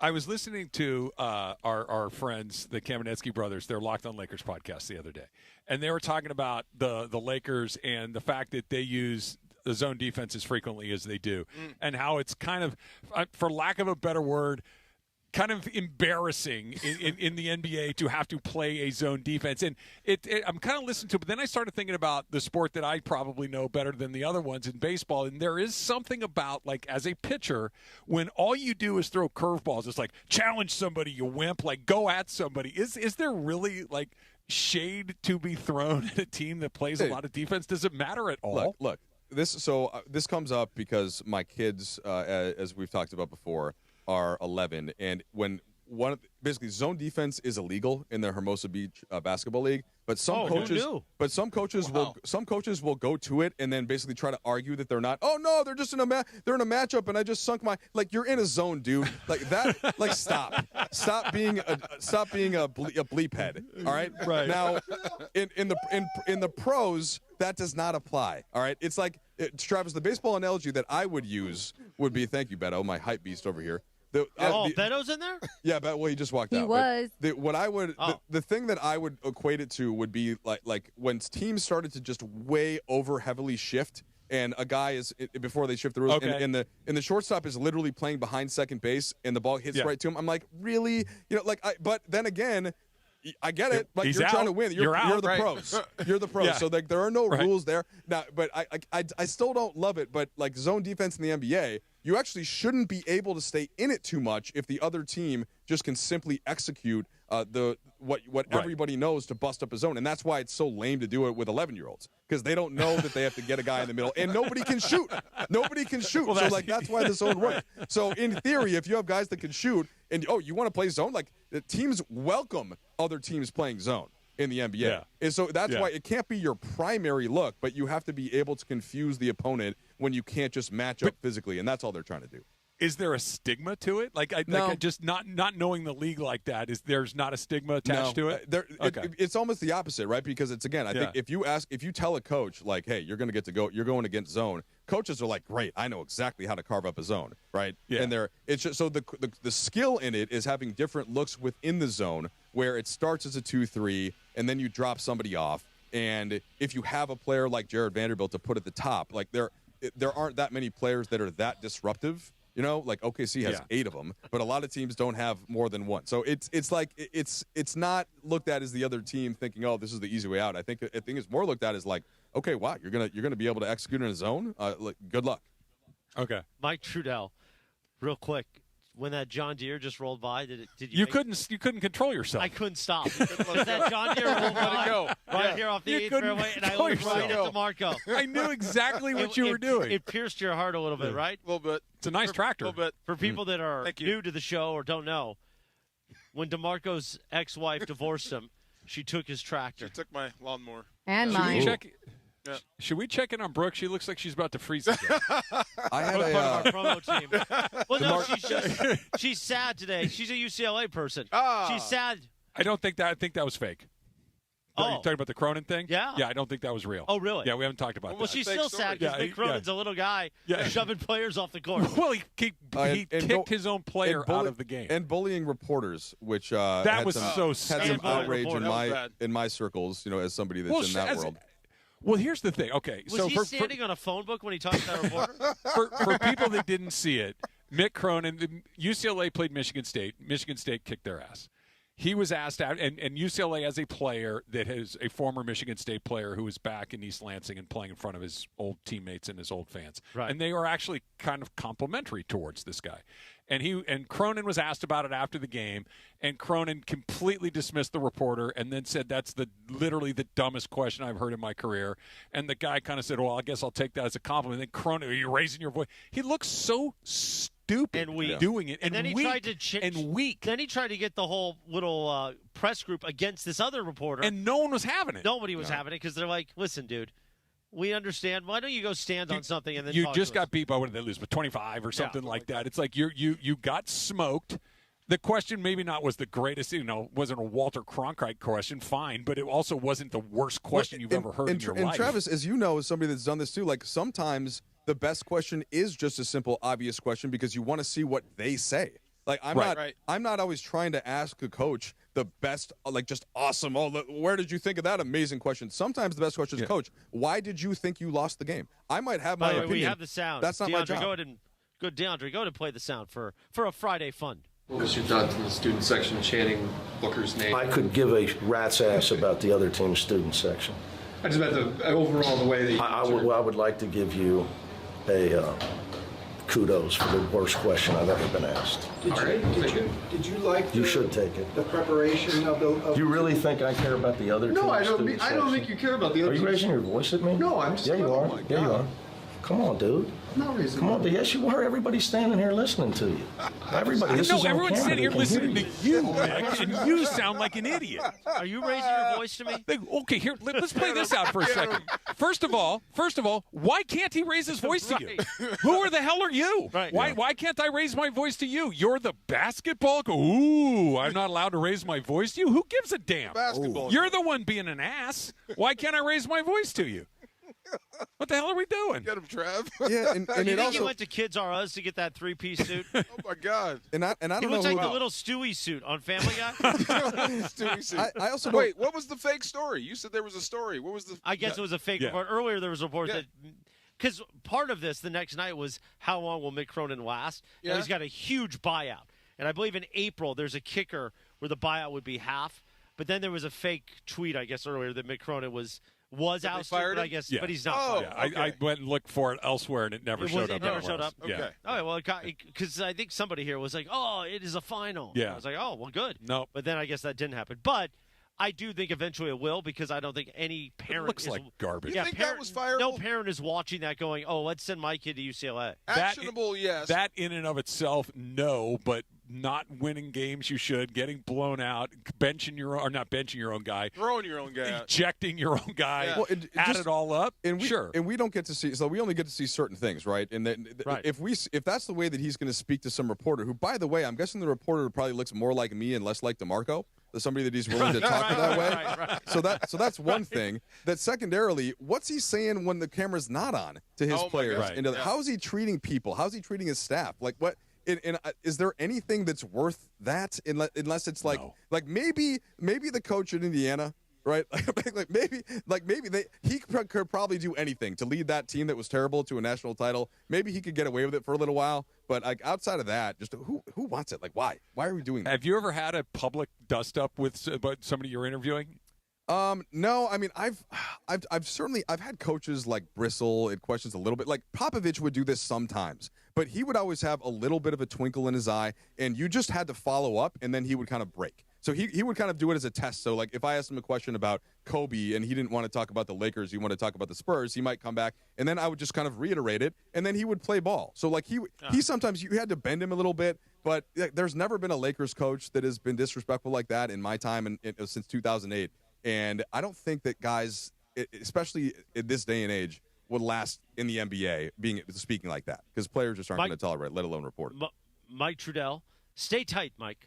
We're going to come back real quick. I would love to, but I'm actually, speaking of coaches, I'm actually going over to talk to JJ Redick. We'll go. JJ! Yes. Thank you, Mike Trudell. But it's been a pleasure. You'll see him tonight on the broadcast on Spectrum as the Lakers return to the court. Meanwhile, we're going to do a little tip or no tip quickly because we're a little behind here. But that's okay, because it's Friday fun. Yes. We're live at the Genesis. The No Stress Sports Express. The No Stress Sports Talk Express. You're on board. We're live from the Genesis Invitational at Riviera Country Club. By the way, tomorrow, LAFC. It's the LAFC home opener. Tune in at 5:30 p.m. for Countdown to Kickoff, presented by BMO. Presented by BMO, the official bank of LAFC. This could also be known as the Mario Ruiz Show. Mario's going to set the stage and build the buzz leading into pregame coverage at 6. And LAFC versus Inter Miami. Go ahead. Do a quick messy. There's going to be 100,000 people, Okay, and I want to light the torch. LAFC Inter Miami kickoff at 6:30. Listen to the Countdown to Kickoff presented by BMO with Mario at 5:30. Only with ESPN LA. We're back in a few minutes with tip or no tip. Looking for paint that actually lasts? Vista Paint delivers expert quality, rich color, and pro-trusted durability, backed by over 60 years of experience. From your home to your next big project, we've got you covered. Vista Paint, since 1956. John Ireland here, and before the lights come up at Crypto.com Arena, make your night legendary at Javier's downtown. A SoCal tradition for decades, Javier's is where timeless recipes meet modern elegance. Handcrafted margaritas, premium tequila, coastal Mexican flavors, always a part of the celebration. Whether you're courtside or catching a concert, start your evening where LA gathers for that unmistakable Javier's experience. Javier's newest location is just steps from the arena. Javier's downtown. Tradition, taste, and an amazing start to your evening. For a century, the Genesis Invitational has stood as one of golf's greatest stages, where legends rise and history is made. February 19th through 22nd, celebrate 100 years of championship golf. Experience the drama, the tradition, and the moments that define the Genesis Invitational. Tickets at genesisinvitational.com. Are you ready to make a difference for the environment while helping the visually impaired at the same time? Then donate your vehicle to Heritage for the Blind today by calling 1-800-983-6530. Every donated vehicle will either be properly recycled in an eco-friendly manner or given a new life through reuse. Donating your vehicle is easy. Simply call 1-800-983-6530 and Heritage for the Blind will do the rest. They'll even arrange for your vehicle to be picked up at no cost close to you. And for a limited time, when you donate your car, you'll receive a $200 restaurant voucher and a 2-night, 3-day hotel stay at one of 50 locations. Call 1-800-983-6530 right now to schedule your vehicle donation and make a positive impact on the environment while helping others. Heritage for the Blind, where every car donation counts and every person makes a difference. Call 1-800-983-6530 now. This advertisement is paid for by Heritage for the Blind. And it is the DeMarco and Travis Afternoon Show. 4 o'clock in the Southland. You know what that means. Time for Tip or No Tip. Tip or No Tip. With producer Laura. Tip or No Tip time. Take it away, producer Laura. Thanks, Chris. And I just saw a freak accident that we'll talk about later. But did you guys see the poker pro player Justin Smith literally tore his ACL while competing for a $1.1 million buy-in final table at the World Poker Tour? Tore his ACL. How did he tear his ACL playing cards? Okay. So, reporters say he injured himself celebrating a big hand during the high five stakes, and I saw that. So he was like jumping around. You know, life-changing money. Makes sense. Got weak knees. Yeah, he does. So he didn't stretch before nutting the flop. Wow. What's amazing. I want to stand. I'm already standing, but I salute you for that. Oh, my God. Well done. We've done a lot of things today. Pushing the limit. That one was. So, tip or no tip? Card talk. You've seen a freak accident similar to this in person. Tip, I fell through an entire display of poinsettias at a garden store. You've also had cramps in the studio? Yeah, I mean, who are you talking to? Have we ever met? I fall down like twice a week. Of course I've seen something like this. But tearing your ACL playing cards, I feel like that's a stretch. No, that's a stretch. Look, there comes a time in your life when if you move quickly, unexpectedly, anything's in play. This is ligaments, hamstrings, like it's all on the table. I was the ball boy. My brother's high school team, they were so happy and they won a game. And they picked the coach up and threw him into the long jump pit because it was full of water. Okay. But it's not very deep. It's probably that deep. Right. And he broke his arm. right. He broke his arm. It was like everybody was happy and euphoric. He's still like, hey, and his arm's like broken. You know, it's one of those things. My best friend in high school, we were in college, I think, and he'd met this girl that he liked, and he invited her out on a date, and he wanted to double with me and Susan and we're like, yeah, great. So we go ice skating, and it was at the Pasadena Civic Center. There may still be the ice rink there, I'm not sure, but they had one at the time. And all of a sudden, like, everybody's rushing out on the ice, and they're like getting everybody off the ice, and it's like, hey, and my buddy John skates over to me, and I'm like, hey, what would you see? What's going on over there? And his date broke her leg. Oh my God. Ice skating. Like she didn't know how to skate. That's terrible. And she went in and hit the wall kind of weird and broke her leg, and they had to take her away in an ambulance. Oh, man. And it was their first date. Didn't work out. Wow. Yeah, so stuff happens. It does. I just got a message from a friend. I talked about this, I think, this week. With the ice cream cake, my friend's like, you've totally seen a freak accident when we made somebody bleed with an ice cream cake. So, that's a great one. How did you make someone bleed with an ice cream cake again? So we bought a we bought an Baskin Robbins cake, and we smacked it. Well, I didn't smack their face. Somebody It's like did. hitting a It's bowling frozen. ball. It's frozen, right? Well, they didn't know. It didn't have the box. They didn't know it was a Baskin Robbins cake, and nobody was like, "Oh, we got an ice cream." Anyways, whatever. Engineer Ben Conroy here brought up a good one, too. The Kendrys Morales broke his leg after a game-winning grand slam in the celebration at home plate. What was the kicker?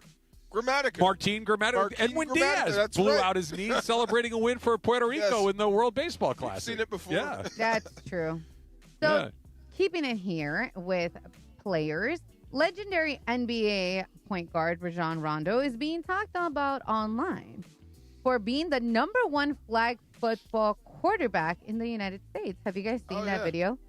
Oh, yeah. It's kind of floating around, and possibly a contender to play for the quarterback for the flag football in the Olympics as it debuts in 2028 in LA at the LA Games. Like I said, a viral video of him throwing and playing has sparked chatter all over social media, and they've been calling him the best flag football player. So tip or no tip, this may not be true, but Rajon Rondo being talked about as an Olympian flag football quarterback is kind of fun, even if it's just for the hype. I used to hear this about him way back in the day, that he's got huge hands. He does. When he was having problems shooting free throws, they said it was because his hands were too big. That makes sense for him throwing a football. You got these big, strong hands, and you can whip the ball anywhere. Yeah, that didn't shock me at all. The scariest quarterback I ever saw was actually Allen Iverson. Oh, he was amazing in high school. Oh, my God. Yes, you can't keep up with him. He's got a whip. He's got these big hands. He can throw the ball anywhere. And so Rondo's kind of the same. Yes, absolutely. Yeah. No, Rondo's a fascinating guy. Yeah. Like, apparently he's a math prodigy, too. Like, is he really? Yeah, like he's an incredibly intelligent guy. Those big hands, remember he smacked Chris Paul in the mouth when they had that thing? Yes. Like, yeah, he's one of those guys that I would not put too much past. Like, if he were legitimately an Olympian-level flag football player, I would believe it. I think it's awesome. I wouldn't be surprised at all. Not even a little bit. Okay, so I was looking up for my story, and then this came up, that In-N-Out might open its first location in New York City. I don't know how true this is, but this is wild if it's true. Tip or no tip, you actually see this happening. No tip. Can't happen. In New York, never work. Oh, I don't know about that. Never work in New York. But they have to build the infrastructure up there into the Northeast. So they don't. So they move very slowly to get into every state that they have. Now the furthest east is Tennessee. So I think you're right, Laura. It'll eventually happen, but they're going to have to build up the infrastructure because meat is delivered fresh every day. That's the rub. So that's the only thing. And then also, so you have to buy so small when you think about from a mileage standpoint, and everything is used up. So you got to figure out how to buy into it and build it out. Where are you going to put it? To where it meets In-N-Out standards. But I think definitely eventually it will be. The biggest, from my understanding of the In-N-Out expansion thing, the biggest hurdle that they've always faced, hurdle is the wrong word, but the thing that they will not compromise, the reason In-N-Out's In-N-Out is they don't make compromises. Right. They do it the way that they want to do it, full stop, and if they can't, they won't do it, is all of their produce, all of their beef, all of their buns, everything that they have has to be within a day's truck ride of wherever the restaurants are, because they don't freeze anything, because they don't. So that's the challenge. If you just have one store, all of a sudden to get to one spot. That's why that's kind of that center from L.A. It went up to the West Coast. It went east to Arizona, and then they're in Texas. But it would work. I mean, just think about this. Think about how many expat Californians are in New York City. This is true. You know, tens of thousands. So they could keep it supported on their own. Plus, it's even though it's a California thing, everybody knows In-N-Out. But what's strictly New York that's out here? Shake Shack started in New York. Shake Shack. Okay, the first time I ate Shake Shack was at Halal Guys, Ryan right? Park. Who? Halal Guys? Is that how you say it? Halal Guys? I don't know. I don't know what that is. That's I think that's from New York, and it's out here. It's not great. In New York, great. Well, Here- sometimes it doesn't. Like Five Guys started in Virginia. Yeah, Virginia. And they came out, and that really didn't catch on here for real. Took a while. It took a while, and then they opened one in my neighborhood. It was gone in a year. Really? Yeah. Like First it just, time I ate Five Guys was in burger. D.C. in 2007. And it was like everybody was talking about like, oh, it's incredible. And when you had the experience in D.C., and again, there wasn't one right down the street, you felt like, oh, this is amazing. Once they got to L.A. and you started going to them, you're like, all right, it's fine. And a burger, fries, and a drink with $20. It's like, yeah, I think I'm good. I knew you were going to go. The Well, other it's one the that's- cheeseburger at the You end of the day. squeeze that quarter till the Eagles. The cheeseburger, $20 for a fast food Yeah, cheeseburger. but have you ever Get had the the heck hot out of dog here. where they cut it open with the cheese dog? It's a nice item. It's a good burger. No, the cheese dog. Try the cheese haven't dog had the sometime. cheese Never dog. had the cheese Haven't dog. They had that. split that thing open and put some cheese in there and that bun. Bam! There's no players on 8 right now, so I can do that. That sounds pretty good. The Really, other they one- split it down the middle You like in a scared the golf guys course. on the roof over there. Hey, you got to split it down the middle if you're going to do a cheese dog. That sounds good. There you go. Chili? I didn't have chili. I'm Come sure on, they could Trav. throw that in there for another $25. Good. $25 You just go take it home and put some chili on it. Yeah, take it home and put some chili on it. Little Hormel on the side. We got one more. What are we doing? We do, but also just wanted to interject something. White Castle sucks. I know people from Chicago would love it. It's disgusting. Yeah. Just gonna You throw can it have out there. Yeah. Yeah, keep it. You can have it. Kind of keeping the restaurant theme going. I saw a quote here from Legion Hoops, but they were talking about Kate Cunningham and how he was in disbelief after seeing his bank account balance after signing a 2,200. Oh my God, I can't say it. 224 million extension while he was at the Sonic drive-thru. He said, "I checked that mother bleeper We were loaded like crazy. I think we were getting to Sonic or something, and I said I could buy a whole Sonic, man. So if you looked at your account and saw a ridiculous amount of money, what establishment, think fast food, you would dip into first? Oh, I know it's not a tip or no tip, but I wanted to know. Because we love food around here. Fast food joint I would hit? Like you would buy. To own a franchise, you mean? To Or just to buy own food? a No, franchise. to own. To own. Oh, okay. Wow, that's a good one. You can't. In-N-Out doesn't do franchises. Yeah, you can't buy. You can't You buy can one. buy In-N-Out, so that one's out. Wiener Schnitzel. D-Dub would be your choice? I'd go Wiener Schnitzel. By the way, like that's that off the board, but I'd that's a jump really in there. interesting Yeah. pick. Give You me a like that wiener talking wiener, don't you? D-Dub See, he just ruined it again. Why do you do that? But they got the talking wiener in the Why do you do commercials. that? Yeah. D-Dub is good. Come on now. Absolutely. That's a really interesting one. You got me there with the You chili know dog. what? See? They're There gonna you go. send They do you. have a good chili dog. They're gonna send you a bunch of merch. They did that for one of my friends. He hyped up Winter Schnitzel, and they sent him so much stuff. I used So you to know sleep what? in the parking lot. They're really good. Yeah. Why did you sleep in a wiener I would schnitzel? eat, fall asleep, and wake up and get some more. Right there. Come on. You would I'm get going to more need some wieners? more details of that story. You Like, would get more there- wieners?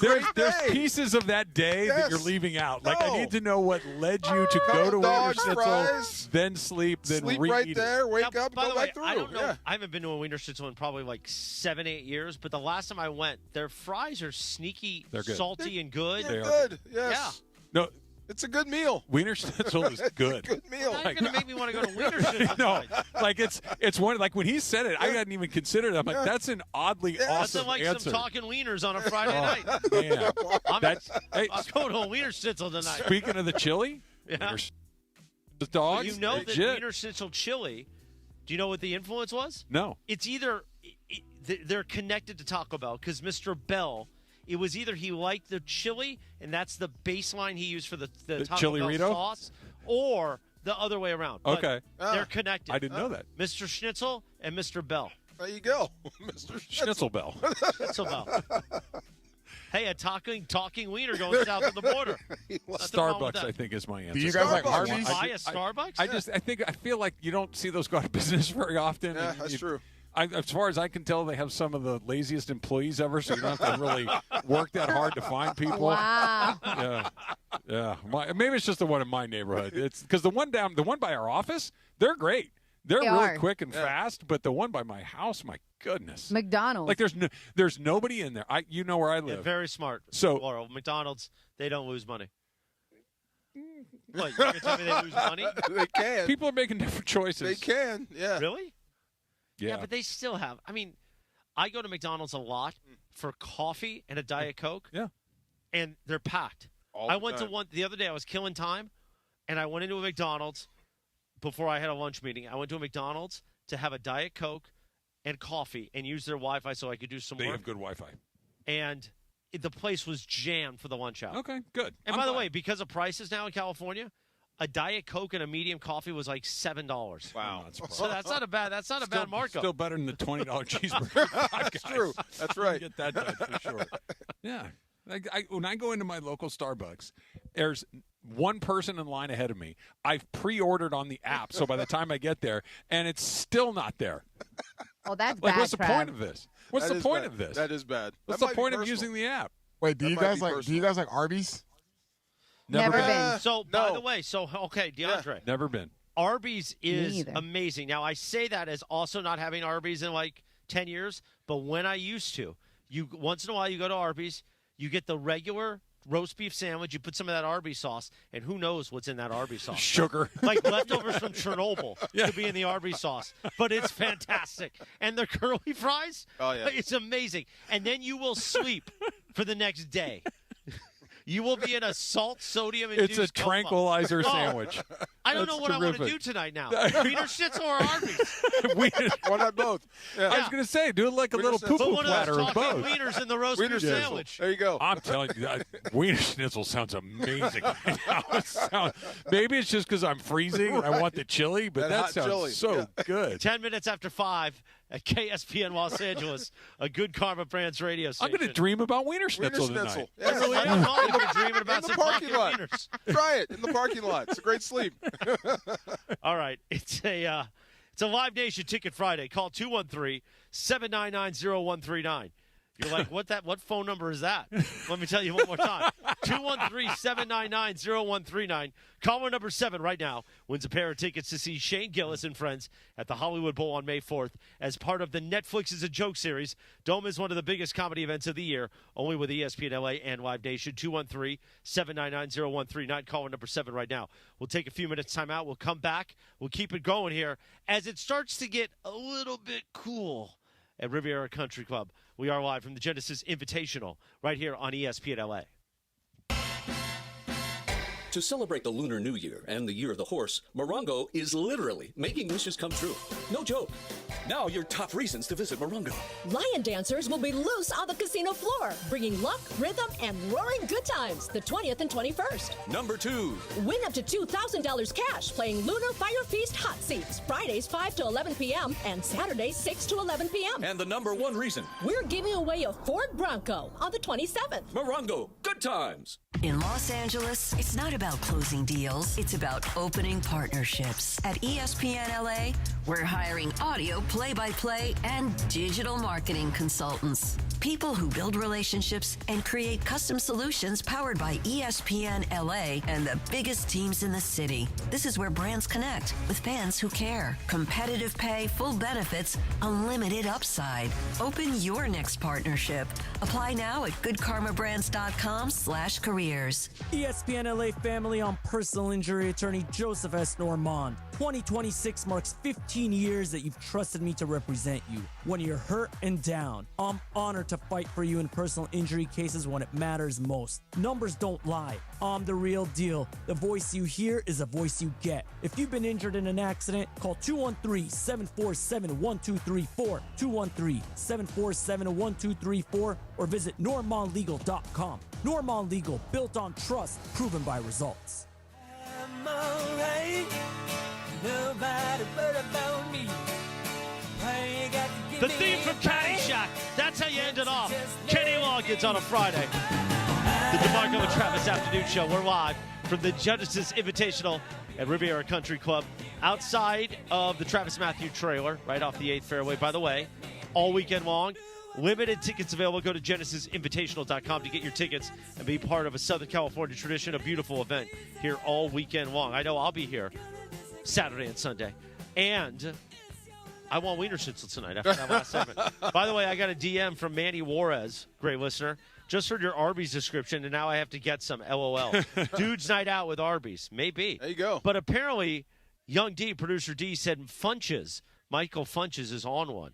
Now, do we have Funches on a mic in the studio? We do. Yeah, what's Let's wrong go. with Wiener Schnitzel? Nothing. Yeah, these people are like clowning Wiener Schnitzel. Like they don't like Who's chili clowning cheese. it? DeAndre. These kids in the back, like they don't like chili cheese Tim. dogs and chili cheese fries. They're wrong. And Yeah, corn they're wrong. dogs. You're wrong. What's DeAndre, wrong you with don't these like people? the talking wiener? You not like the talking What is wiener, wrong no. with you? You don't like happiness, huh? You just like to be mad all the time. Bunches is Bunches- the fattest Bunches is person right. ever. So, That's so Funches, what skinny. should I have told Stephanie we are going to a Wiener Schnitzel tonight. What should She I did. order? By the way, Funches? she wasn't arguing No, with you. no. Yeah. Just get the regular chili cheese dogs and chili cheese burger, man. That you can't go There you wrong go. with Chili that. cheese burger. Yeah. Go with the dog. Go with the dog. Hey. What about the fries? Just an order of fries? Get the fries. Yeah, the fries. Yes, and get also, the fries. I think they got Mini like a corn dogs. I think they a got like mini corn dog. They're little bite-sized corn dogs. Bite-sized corn dogs. Yo, they Yeah. got a Fruit Loops milkshake now. That's disgusting. I'm out on gross. that. You lost me, milkshake. Gross. Well, I gave up Come on. sugar for Lent, You so I'm not lost me doing on the that. Fruit Wow. Loops I milkshake. went Tripping, with the man. chili dog for you, know you like Funch. Fruit Loops. We got to do a Friday segment with Funch. Fridays with Funch. By the way, so we brought up White Castle in the back, and Funch was like, "What is wrong with you? You never had a White fresh Castle, a White fresh- Castle It's burger?" disgusting. White Castle, They're not the gross. ones that you just get from the No, market. I was in Chicago, and it was gross. It was amazing when I had it in Vegas. No, it was gross. like talking Yeah, to but God. Funchy. Steamed When meat. you had it Yeah. in Vegas, how drunk were you? I wasn't drunk at all. Really? Maybe a little stoned, but you know. Yeah. Yeah. That White explains it Castle's all. at the bottom of the list. Yes, 100%. It's disgusting. Tripping. Guys are Thank you, Funchy. The great Michael Funches Are also Miss you producing guys. Love you guys. Love you. See you, Funch. Also producing Lakers basketball tonight. In about I'm here. 14 minutes, the Toyota Lakers countdown to tip-off with Beto Duran. Lakers Clippers tonight. You'll hear it all here. That's what's on tap today on ESPN LA, by the way. Thanks to Michelob Ultra, a superior taste worth playing for. The official beer sponsor for the Los Angeles Lakers. Please enjoy responsibly. Coverage 5:30 p.m. Tip-off at 7. You'll hear it here on 7:10 a.m. or in crystal clear digital audio on the all-new ESPN LA app. All right, so DeMarco, how has your day been at Riviera Country Club? It's been awesome. It's been awesome. I wish we could have seen more golf. And I was just going to – you guys are staying the whole weekend? I will be here Saturday and Sunday. The entire weekend. I wish I could see more golf from this. This is a beautiful course. This is great, like you said. You don't get this close to other athletes. Nope. You can't get this close to a football player. You can't or get a baseball player or anybody. Or a basketball player, or really, unless you sit on the court at a Laker game, you're not getting close like this. And it's not like a Laker game. I don't know how many courtside seats there are. Let's say there's 100. There's probably not even 100. Every seat here, or every inch is a courtside seat. Yes. Like there's 18 holes. They're all 500 yards long each, or they're about. I mean, it's just there's nothing but good opportunities to see great athletes and great golf. And oh, by the way, if you're into this kind of thing, my hand's in the air. There's a place to buy a beer about every 10 feet. Yeah. Okay. There's a place to get something to eat about every 10 feet. There's a place to sit down and enjoy a beautiful day about every 10 feet. It is an incredible environment in a beautiful part of town that, got absolutely hammered a year ago. And it's nice to have this event back in the Palisades. It's just terrific. It's one of my favorite events of the year. Chris has heard me say this for 10 years now. I love coming out here. It puts a smile on my face every time. And Laura and DeAndre, you'd be more than welcome out here. Don't listen to Chris. That's what I'm saying. Everybody's been chill. I'm so bummed. When did I say they wouldn't be out? You were worried for a minute. You did. See? When did I say you wouldn't On be Tuesday. welcomed? You did say that. I didn't say they wouldn't be welcomed. You insinuate. No, I said Riviera is actually a country club. It is welcoming. Other country clubs in Southern California. Talking about the other country club. If you go to, they look at you like, why are you here? Riviera is not like that. No, it's chill. Everybody's Riviera is very really, much the really people's cool. country It's club. a sporting event. Yeah. It's like, I know that golf sends certain people like, it's not for me. This is, if you like sporting events, if you like to go to live events, live sports, you will have a good time at this event. I guarantee it. You don't need to know the difference between a bogey and a birdie. You'll come out here and you'll have a great time. That takes the pressure off. Yeah. Yeah. You don't have to be super into golf to enjoy this. Do you like a nice walk in a beautiful spot with a cold beer? This is fun. Great. Yeah. This is golf for me. I get to watch you do it. Yep. And enjoy. Yeah, there you go. It looks look at great the Wiener from where you Schnitzel are. menu. He's looking up the Wiener stuff. You're looking at the menu? He's looking up the menu. There you go. By the way, someone in the YouTube chat said DeMarco is low-key goated for saying Wiener Schnitzel at the dang franchise. right. Let's go. Come on. It was an amazing They got a pull. Polish sandwich. Yeah. They got a lot of good stuff. Look at this, combos and crowd pleasers. I like a crowd pleaser. Who doesn't? And the minute you go to the Wiener Schnitzel website, what's there? The Talking Wiener. It's their mascot. I bet he has a name. Is there a name for? Oh, I'm just going to chat GPT that. Yeah. You're going to find Is the there, name. look, world's most wanted wiener, right there. Oh, my God. I'm going to Google what's the name of the talking wiener from Wiener Schnitzel. You're going to get something you don't want. Wally. Get something you Yeah, don't want. be careful, Chris. Is it Wally? Oh, my I God. feel like it's going to be a W word. Yeah. Wally, Walter, William. Something. William. Wow. Willie, like from Alf? Willie. Alf. Oh, DeAndre, real quick. So questionable means he can warm up and decide to go? Correct. Oh, okay. Yeah. Literally simple as that.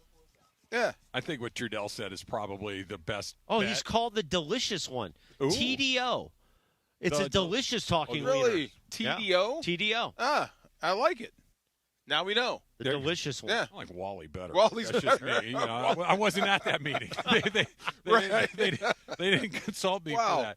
I think what Trudell said is probably the best bet, that when they downgrade you before the game, that's never a good sign. True. Yeah, and that he went yesterday, everybody practiced. It looked like it was green light go for everybody, and that he's got a knee soreness or whatever it is a real drag, because I know that he can slide in anywhere and probably be pretty darn good, but they haven't had their team all season long, and they're going to need to play at least few games. I was looking forward to seeing those three on the same court tonight. Me too. Really was. I wanted to see what it looked like and what JJ was going to do with it. And not just the three of them together, which I'm with you on that, but where does everyone else fit in? Like, who goes to the bench? The actual team, yes. Like, does Rui go? Does LaRavia go? Does Marcus Smart go? Right. Like, how do you put it together? Who's now kind of running that second unit? Who gets slightly fewer minutes along the way? What does this mean for Jared Vanderbilt? Like, right on down the line, like there's ripples on the pond But for like all of Drew it. said, you had LeBron out and Luka and AR. They did get off to a good start. I think that's their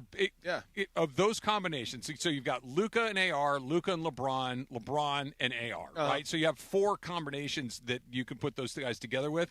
The best one, I believe, as far as like how the pieces fit together, is Luka and AR. Doesn't include LeBron, because just LeBron and Luka are really similar. And AR's a little bit different. He's a little bit different when it comes to how he goes about scoring the ball, and I think he fits in a little bit better. But all three, I think, is the best. Maybe not defensively. I'd love all to three see it. Offensively, certainly the best. I'd love to see it. And I don't think what the metrics say is actually true. They are in the negative when they're all on the floor at the same time. I don't think that's actually true. That's a small sample size. Well, it is. I mean, both things can be true at the same time. It could be. They could be terrible together, and they haven't done it very much. This is true. Yeah. I would be shocked if they weren't good together. They're all bad defensive players. Well, yeah, we know that. But offensively, I'd be surprised if they couldn't score. They're going to score. I think that those numbers together are reflective of they're getting theirs on one end, but they're giving up more on the other. By the way, Christian in the YouTube chat says, Friday afternoons, Funchy on the street, the Munchie Report. The Munchie. Ooh, sold. Like it. Sold. What are we promoting? Why not? Look, you guys are overseas. Sometimes we overthink these things. With this, all this needs to be. Can we get food from where he's going? I mean, no. I would love some food from where he's going. Just all you do. Which gas station did you eat at? Hard pass and have him review his menu. Oh yeah, that's all him. Yeah, that's. I mean, I've never seen somebody with a rock gut like this guy. We should give him the Yunker. Yeah, we want to pour some Yunker down you. It's natural flavored.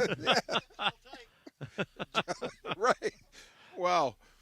My God, you're coming both days this weekend? Here? What now? You're coming back here both days this weekend? yes. All right. Who are you going to watch tomorrow? I don't know. It depends on what time we're going to get here. So, obviously, we were here at 5:15 this morning. You never told me why you got here so early. So, we had to load in. Oh. Ben, Lucas, Brooke, Stephanie, and I to the early crew to get in because this is different than what we've done in the past. If you remember the old morning show days when we were at the clubhouse, so we were able to put all the equipment up there. Then in the years past, the last few years with you, we were at Genesis, but we brought in just your Comrex, if you remember. Oh, you're right. So to do a full show like this, we had to load in the morning. Wow. Because you can't be just hauling equipment after tee off. This is true. That's just not allowed at a PGA event. So that's why we got here. So get out of my way, Rory. I got to set up the table. Hey, Rory, I got a Comrex, you sucker. And by the way, do you know the name of the talking wiener? It's one delicious wiener. No, the delicious the one. delicious TDO. Oh, yes. I knew the word delicious was in there. He's very delicious. Yeah. Now I really want that. He is. There should be one around here somewhere. Oh, I'm going tonight. Yes. We're going tonight. Get the Fruit Loops milkshake, too. I ain't getting that. I'm not getting getting the Fruit Loops awful. milkshake. That sounds awful. That sounds too much. It's just awful. Okay. Makes me itch. A couple of chili dogs with a Fruit Loop milkshake on top of that. The Fruit Loop milkshake I'm out on. That sounds terrible. Be close to home. Yeah. Be very close So to home. tomorrow I'd like to watch a little Ricky. Ricky. Yeah. Okay. And then, the leader, I mean, Rory's up there, but I don't know. Who's this? It's what was his name? Marco Penghi? Yeah, Marco. He's on the leaderboard right now. He's at the top of the leaderboard. So tied with Jacob Bridgman. Yeah. Rory's only a shot back, though. Yeah, so Rory, maybe a little Adam Scott. I always love Adam Scott. I saw some Fitzpatrick yesterday. He's always fun to watch. But, yeah. Oh, Max Homa is tied for 12th. Our friend Max Homa. I was going through old pictures of Riv. Remember when you showed him your golf swing? Yeah. And he did the interview with us? Yeah, I do. And I remember what he said. He goes, it wasn't great about it. He was he made fun of me because I had napkins in my back pocket. That was the thing that he knows. He goes, I really can't make fun of your golf swing. Like, it needs to be worse. Oh, like, wow. It wasn't that good, but it also wasn't bad enough for him to clown me, so he just made fun of me being a fat guy with napkins. I like it, okay? It needs to be worse. Yeah. There are worse things to say to a guy. Right? Yeah, exactly. Yeah. Well, thank you for everybody for being part of the Friday edition of the DeMarco and Travis Afternoon Show. Live from Riviera, the Genesis Invitational. Get your tickets at genesisinvitational.com. Enjoy a great weekend of great sports. Lakers are back on the court tonight. And come on out here to Riviera and experience the Genesis Invitational. Get those tickets. You guys will be back Monday at 3. I promise I won't do Monday's show with you. I will do Tuesday's show with you, though. I mean, I think I'm coming down with a cold. Listen, I'm gonna do a wiener review on Tuesday's show. There we go. Of the wiener schnitzel. I'm here for that. Yeah. Are you gonna take some Junker back to the station? No, it is natural flavored. Yeah. Thank you to Ben Conroy, our engineer. Lucas Brooks, Stephanie, the Holmish Booker. Yes. Amor Salsita, the great Jerry from Amor Salsita, for my amazing beanie that has kept me warm as that chill has come up in the air. Younger. Lakers basketball is next. The Toyota Lakers countdown to tip off with Beto. Enjoy the game. Lakers Clippers. Can you imagine if the Lakers lose again? Oh boy. Sure. To the Clippers again? I mean, they're about kind of. It can happen. Yeah, I don't know. DeAndre, I'm going to send you a picture from Wiener Schnitzel, okay? Please The do. delicious one. Stay away from that shake. Have a great weekend, everybody. Enjoy. And thanks for listening to the DeMarco and Travis Afternoon Show on your home of Lakers basketball, ESPN LA.